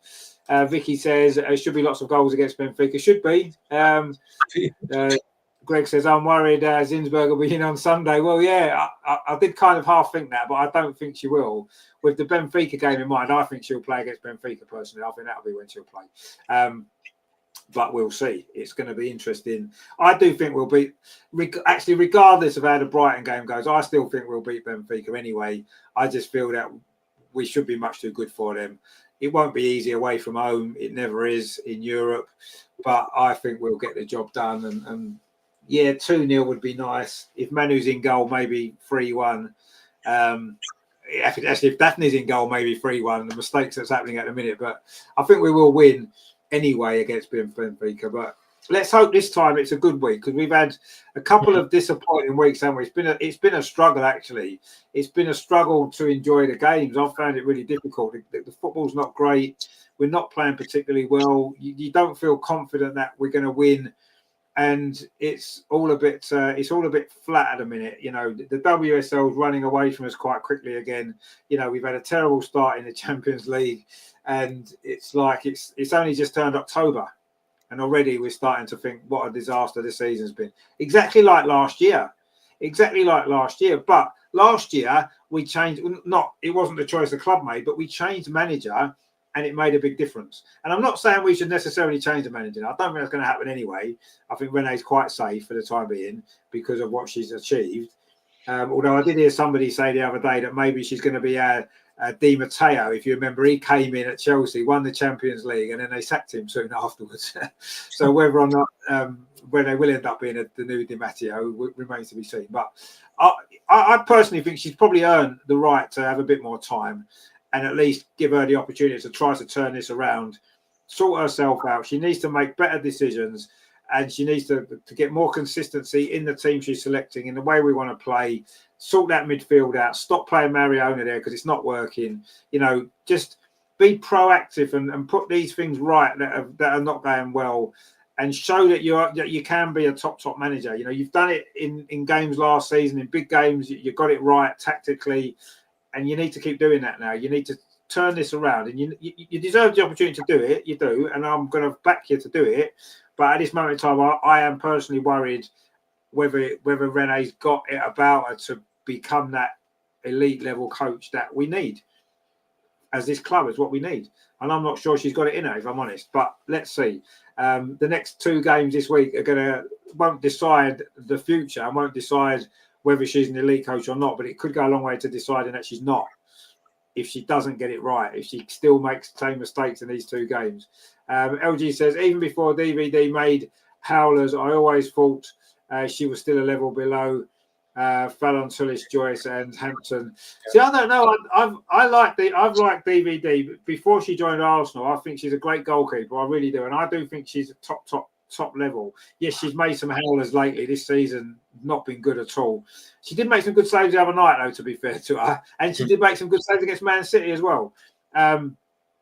But I like Daphne. I've still got faith that she is a great goalkeeper. And I think a few mistakes here and there doesn't really change that. Yes, if it keeps happening and she ends up like Manu Zinsberger did the last couple of seasons, constantly making terrible mistakes, conceding goals right, left and centre, then I'd have to maybe agree with you. But at the moment, I think Daphne is a top quality goalkeeper. I think she's as good as there is in the WSL. She's just having a couple of bad days, and all goalkeepers do, unfortunately. But I've still got faith in her. Let's face it, Hannah Hampton hasn't always been considered a top goalkeeper, has she? She's done really well. She's a great goalkeeper as well, but she's made mistakes. Greg says, "Don't panic. We can turn this around. Only 1 loss. We can still win the league." Well, I'm glad you're confident, mate. Honestly, I do. I enjoy that confidence that you've got. I don't really agree with it. I've got to be honest. I don't think we can win the league. I mean, mathematically, of course we can. It's early in the season. We've lost 1 game. But we've drawn 2 as well, and that's a problem when we've only played 5 games. We've only won 2 games. That's what you got to look at. We've only lost 1. We've only won 2 in the W. We've won 2. That's it. That's not enough, is it? It's not good enough at this point in the season if we want to be winning the league. Like we said, Tottenham are above us. If that's not enough to make you think, hang on a minute, what's happening here? Surely that's enough on its own to make you question it. I mean, last season was the same. I don't know if it was Tottenham above us, but we were 5th or 6th on the table, wasn't we? This time last year. But it's too much. But better than Man. Well, exactly, yeah. As Vicky says, I agree. Vicky says Chelsea still struggling but not losing. Well, Chelsea are struggling, but they're generally winning, aren't they? Yes, they only got a draw in the Champions League last night, but they're still winning the games, aren't they? Generally in the league, they're getting results.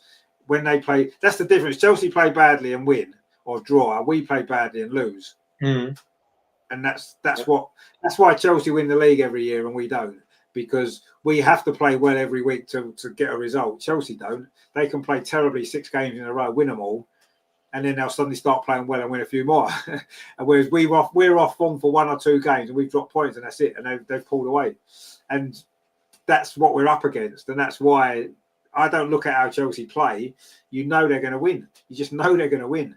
I almost give up watching Chelsea games now because it's inevitable what'll happen. They'll play badly for 85 minutes, then they'll score and win 1-0, and that's it. Job done. we play well for 85 minutes, can't score, and then concede a daft goal and lose. Yeah, and that's the difference. That is the difference. Literally, that is it. But anyway, it is still early days. We're not going to completely write the season off yet, but we need to turn it around quickly. LG says, I wanted Hampton when she was at Birmingham in 2021, even then I thought she was better than Tree. But well, yeah, I mean, I think Zinsberger has had her best days. There's no doubt about that. To be honest with you, I wanted Daphne since 2022 Euros, if I'm honest. So I'm happy we've got her, and I'm not going to say we should sign another goalkeeper. I don't think that's the answer. Midfield's a problem for me at the moment, and getting the balance right in attack. We just haven't got that. We haven't found the front 3 that actually works properly, have we? Chloe Kelly puts great balls in, but after time, Leslie's not on the end of them. Not often enough. Beth almost having to move to the left-hand side, which isn't maybe her strongest position when she's playing. What's Olivia Smith's best position? Is it in the centre as a number 10? Is it wide on the left? Is it wide on the right? She's played everywhere and doesn't seem to have found her position yet, I don't think. Caitlin Ford's playing really well on the left-hand side. Every time she plays, I like what she's doing. She gives everything and she makes things happen, but she's not in the team regularly enough. And I don't know, we don't have that balance right. Obviously, Stina gets 20 minutes, 15 minutes here and there. Then he says, why doesn't Beth take corners or free kicks anymore? Yeah, I don't know, actually. That's interesting because she doesn't really, does she? Not often. we're doing stupid short corners a lot now, aren't we? As well, that's another thing. Our set pieces are terrible. They are terrible. I don't know what's going on with them. We can't defend them. We can't score from them.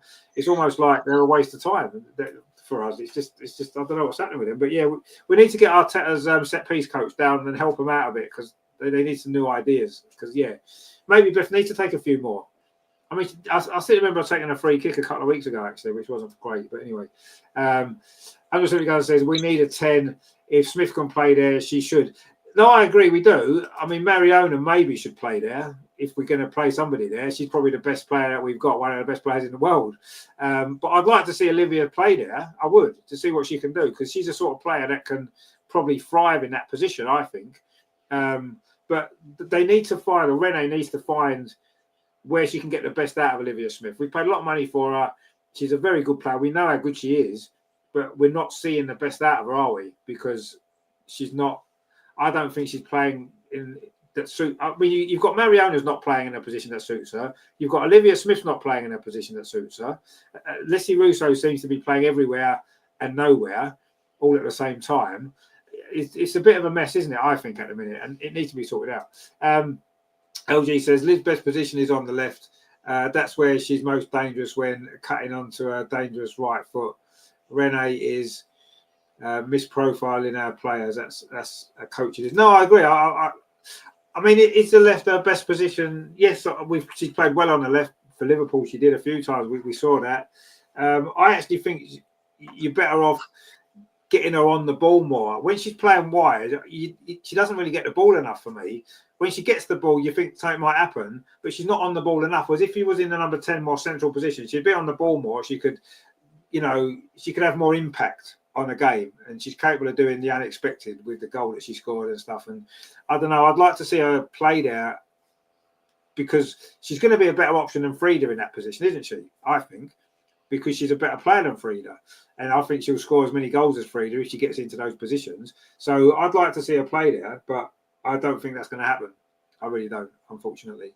But let's see. Renee's got a lot of work to do for me. A lot of work to do. She's got to sort out the positions of the players. She's got to stop all this playing out from the back, backwards passing, sideways passing. She's got to cut out all of that. And I think it was mentioned before. I think it was LG mentioned it about trying to score the perfect goal. And that is, again, that's something. Let's be a little bit more direct. That doesn't hurt, does it? Get the ball in the box. If it's in the box, anything can happen. Anything can happen. You'll get chances to score. And that, we nearly got a goal the other night, didn't we? Mariona's shot, it was a cross into the box, fell to on the edge of the area, and it was a good volley, could have been a goal. And that's what happens when you get the ball in the box. Anything can happen, and we need to do that more. We need to be more direct at times. We're too easy to defend against this season because sideways, backwards. And teams get everyone behind the ball, they can get their shape, and it's too easy. We need to move the ball quicker, get it into the box earlier, and get bodies in the box to get on the end of things and finish them off. And I think that'll be a massive difference. But Renee's got a way she wants to play, clearly. And, that's what's not going to change, I don't think. LG said, someone said Dumornay would be an upgrade on Frida in the number 10. Well, I don't think someone would have. I think most people would agree. Dumornay is a great player. That's twice against us that she's got goals like that she scored the other night. So, yeah, I mean, but we're not going to buy them on, are we? So let's not even think about that. We've got a couple of players who are better at number 10 than Frida and their current squad as it is, and they're not being used there, are they? So, but we're going to beat Benfica anyway, so let's not worry about that. We are going to beat them. So let's at least finish on a positive note, because it's been quite a difficult show, obviously, with a computer breaking down every 5 minutes a bit earlier, and obviously the performances recently have been really, really frustrating. I'm just so frustrated with it because I know this team's got more about them. I know this team's better than we've seen in the last 2 weeks. I know they are. We've all seen it, and for some reason it's not happening, and it's just so frustrating watching them. So you almost want to throw things at the screen, like, what are you doing? Why do you keep doing that? Why do you keep making those silly mistakes? Why are you passing the ball backwards? It's just doing my head in. And I want to see the Arsenal that we're used to seeing. I want to see that Arsenal again this weekend, and I want to see it next week against Benfica. And I agree that I think the international break can't come soon enough. And for once, we don't normally like international breaks, but this time I think actually it could come at a good time. We can reset, regroup, players go off on international duty, have some success, get some confidence back, and then we can come back and hit the ground running and get on a good run. That's what we need to do, and let's hope that that's what happens. But we've got 2 games to get through first, and hopefully we can get 2 wins and start turning things around and start looking to the future. LG says, when Frida's not scoring, she doesn't contribute anything. She's very sloppy and doesn't dictate games. She's our Mikel Merino. Actually, someone said that before, didn't they? I don't know if it was you maybe said it before. I can see that comparison, actually. You're kind of right, I suppose. Jimmy says, I believe Smith has also played 10 for Team Canada. Yeah, I think she has. I'd like to see her play that for Arsenal. I really would. I think she'd be a revelation there, personally. But anyway, let's see what Renee comes up with this weekend against Brighton. Let's hope we can get a win. Any win will do. Any win will do. But if we can, let's play some nice football as well. Let's have an enjoyable game that we can enjoy. Obviously, Andreas, when are you flying? Is it tomorrow? Yeah, tomorrow. The late flight. Yeah. You staying at your normal place? This time, yeah, Premier Inn in Paddington again. Yeah. The last time I was staying one night in Premier Inn in Bournemouth. It's it's not the best quality, but also the price is much lower than in central London. Because nobody wants to stay in Bournemouth or spend a holiday there. So. Well, I don't know, some people might, but yeah, it's probably not. It's probably not on top of people's holiday wish list, is it? Bournemouth, let's be honest. Not unless the Arsenal women are playing there, of course, or maybe Bournemouth if you like watching them. But no, I'm sure it'll be good. I'm sure it'll be a better experience than the last couple of games have been for you, which hasn't been great, is it? Let's be honest. So Arsenal need to do better for Andreas. Of course, Jonas played a big part in the vlog the other day, didn't he? He was trying to get himself involved. I like his little dancing, actually. That was pretty cool. I did enjoy that, to be fair. That was fun. But no, obviously Gunnar is great. He's a bit more difficult to track down at the Emirates, though, isn't he? Because you're not quite as close to the pitch as he is at Meadow Park, which is a shame. But anyway, I'm sure Gunnar might well make an appearance. I'm sure we'll see Greg anyway on the vlog this week. I'm sure he's always seems to get himself involved, which is good. It's good to see. It's good to see him. Vicky says, "De Mornay more likely to go to London City Lionesses." Yeah, probably. That wouldn't be a surprise, actually. Let's be honest. LG says, "As much as I love Smith, I'm starting to wonder if she might be as good as we think she is, or we might have overrated her." No, I don't think we've overrated her. I agree with what you said before about a coaching issue. I think at the moment that's what it seems to be. It seems to be a coaching issue with her. Vicky says, "Crossing not good so far." No, it hasn't been. You're right. I agree. But it's going to all change on Sunday. We're gonna smash Brighton now. I'm convinced. It's going to be good. So it's going to be the start of a positive week. And it's going to be good. Don't forget, of course, I won't be here Sunday for the game, unfortunately. Well, I say unfortunately, we're away for the weekend. It's going to probably be our last weekend away before the winter sets in. So we're away. We're going away tomorrow. So I'll watch the game. I won't be able to do a show. But I will be back for Thursday. So I'll be here for the Champions League game Thursday. And of course, next Friday. That should be all right for a show, shouldn't it? Next Friday, because there's no game, is there, next weekend? So that should be okay. So we'll do the show Friday. Hopefully, my computer now seems to have sorted itself out since I restarted it. So hopefully that's ended all those problems and we can be okay. Jimmy says, "Love your passion, boys. Have a great night. And yourself, my friend. We will see you soon." And one something else says, "We might have to wait for a contract with Leon to expire like we always do." Well, yeah, that's true. Yeah. Anyone who's on the free, we'll snap them up. Don't worry, no problem. LG says, let's stop chopping and changing our wingers and always start our best ones. No, exactly, yeah. Start your best team, you're right. And then you've got subs on the bench to come on and make an impact. But start your best team, get 2 or 3 goals up, and then you can change it.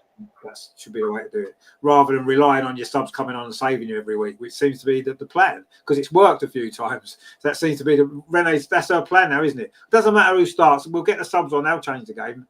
Yeah, well, they haven't done, have they, lately? So but anyway, look, it's been a tough couple of weeks and we've all struggled with it, but a new weekend is coming up. It's going to be much better, I'm sure, and we're going to start hitting our form again. And another 3 or 4 weeks' time, and we'd have forgotten about these last couple of weeks, wouldn't we? We'd have forgotten about them because the team's flying again. So, but yes, I do apologise for the computer issues tonight. I know it's not been ideal, and it hasn't really helped the flow of the show. I probably missed a load of comments during all that time going on because I just couldn't get them on. So I do apologise if I've missed out your comments.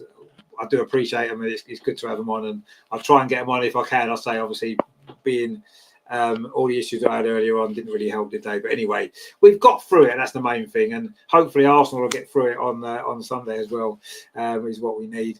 LG says, percentage of blame, 80% Rene, 20% players. I tend to think it's more... I think the manager is responsible for more than that. Not just Rene. I think all managers are, good and bad. Good and bad. The managers pick the team. The managers have picked the tactics. The manager is coaching the players, working with the players. If the players aren't performing, these are good players. They're international players, all of them. You know, they're top players. If they're not performing, I think more of the blame than that is on more of the blame is on the manager. Equally, when they play well, like tactically for the Champions League final, Rene 100% would deserve credit for that because the players had to carry it out, but her tactics for that game were perfect. And it's the same both ways. When tactically we're not on it, do you blame the players? I would say I would blame the manager more. I think it's 100% on the manager. The players are doing what they're told to do. So, you know, yes, some of them have got to be better. We've got to cut out the mistakes. Agree with that. But I don't know. The manager's got to be responsible for everything. Vicky says, I'll be at the Brighton game doing the bus arrival. Welcome. Oh, fantastic. It's your turn this week. That'd be great. You'd enjoy that because obviously it was great in the last game that obviously we saw Andreas's experience of it, which was great. I got to see the men do that once as well, which was nice, about 5 or 6 years ago for a game against Everton. That was when Alexis Sanchez was playing and Theo Walcott and Aaron Ramsey and people like that. It was good. So, yeah, that'll be great. You'll enjoy that. I'm sure it'll be good. And let's hope it's a better game at the end of it this time. And let's hope that you can inspire the players to play better. But let's see. So that's that then for... I was going to say welcome to the weekend, but it's not quite the weekend yet. We've got Friday still to come. And although I'm going away tomorrow, I'm still at work first, which is a bit annoying. But anyway, that is what it is. And of course, Andreas will be on his way to hopefully sunny London for another great weekend of Arsenal women's football. That's going to be better this weekend. You're a little jet setter, aren't you? You're back and forth to London more than you might as well just move to London, mightn't you? Really, let's be honest. You'd be better off just moving, wouldn't you? Yeah, and the strange thing is, it was cheaper to fly back on Wednesday and fly again on Friday than to stay 2 more nights. So it's crazy, but the prices for the hotels would have been much higher than for flying back and returning again. Anyway, yeah. Anyway, I'd like to say thank you again to Greg for the scarf he gifted me last game, and thanks to Vicky P for the card from the Champions League final. It's already hanging on my wall. Oh, fantastic. Look at that. You see, that's what it's all about, isn't it? That is what it's all about. Brilliant, brilliant stuff. LG says, Arteta has done less than Rene, but feels more safe. Well, he kind of does. I think they're both pretty safe, actually. I can't see any changes being made managerial-wise in the foreseeable future, if I'm honest, for good or bad. I'm not sure yet, either way yet. But anyway, I think that's the way it is. So, yeah, I mean, obviously, if you do see Andreas at the weekend at the game, obviously say hello. If you're going to give him any more freebies, I'm sure he'd more than happily accept them. You know, maybe one of the new tracksuit jackets or something. If you've got one of them going, maybe Andreas deserves that as well. So, yeah, definitely say hello. Greg says, we've got to get back to playing as a team instead of individuals. Yeah, exactly. I said that the other night, actually, when the game was on, the Lyon game, that we looked like 11 players. Lyon looked like a team with a plan, and we looked like 11 players running around aimlessly, not knowing what they were doing. And that was a difference. And you're right, we need to play as a team. And when we did that last season, we had a lot of success.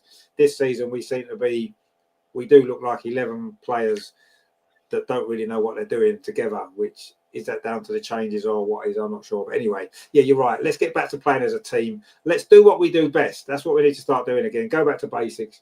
Do what we do best. Stop faffing around at the back. And let's get back to winning ways. Let's get 3 points on the board on Sunday, and let's enjoy a game finally. We can actually sit back and enjoy a game, hopefully, rather than the stress and frustration of the last few weeks, which has been building and building and building quite quickly, unfortunately. Anyway, we are going to look forward to the weekend. Andreas, thank you very much for joining us. Have you enjoyed it? I know it's been a bit of a downer of a show tonight, but that's the way things are at the minute, isn't it? Unfortunately. Yeah, it's not always a joy to talk about defeats, but anyway, we have to. And as it said, in good and bad times, it's our club, and we are supporting the Arsenal, even if they lose. As you can see, I'm back again. I'm always back for the games, even if they lose. And it's my team. I love them, and it was great to talk about it, discuss everything, and I hope I could check in when you had your computer problems and. I'll look back on it later and see how it went. The bits I missed. Which I'm sure were great. So yeah, obviously, thanks for having to take over bits and pieces. Hopefully that won't happen again. I've had a few issues with the computer lately. I don't know whether it needs thrown in the bin and the new one, maybe. That might be something we'll look at. Greg says, have a nice break, Rich, and see you Sunday. We'll all keep the faith. Of course, we'll keep the faith. Yeah, we will. Vicky just says you're welcome, obviously, for the Champions League. I think that you got there, but yeah, I mean, it's a great little community, isn't it? You guys, it is great that that's what we've sort of built up here, which is good. Long may that continue. And anyone else who wants to meet up at games, you know what I mean? It'd be great to get some more. It'd be great to get some other people on the video as well, wouldn't it? So if you want to have a chat on the camera to Andreas at the weekend, that would be great as well.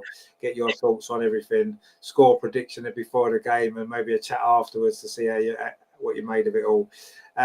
So we'll be back. I'll be back on Thursday for the game against Benfica, which hopefully will be a good one. I'm sure it will.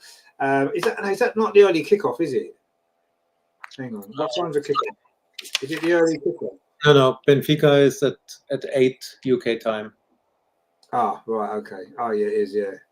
Oh, that's good stuff. Yeah, that's all right. I can do that one.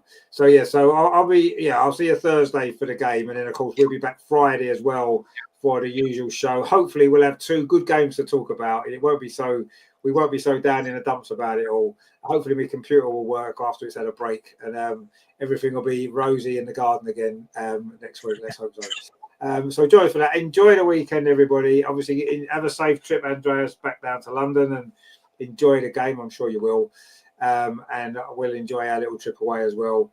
And yeah, we will see you all on Thursday, which is going to be fun, I'm sure. So join us for all of that. Thank you for watching. Thanks to Andreas. Thank you for all your comments. I do apologize if I missed some of them out. It all got a bit hectic there when I was in and out trying to fix my computer, trying to get things to work and everything else. It was a bit of a nightmare. But anyway, we got through it, and we've managed to complete the show in one piece, which is good. So thanks for watching. Thanks to Andreas. Thanks to you guys. Like, share, and subscribe. I will see you Thursday. Enjoy the game Sunday. And of course, as always, come on, you Gunners. Let's turn this around. Let's do it. Come on. No messing around. See you soon, guys. Take it easy. Bye. Thanks for watching.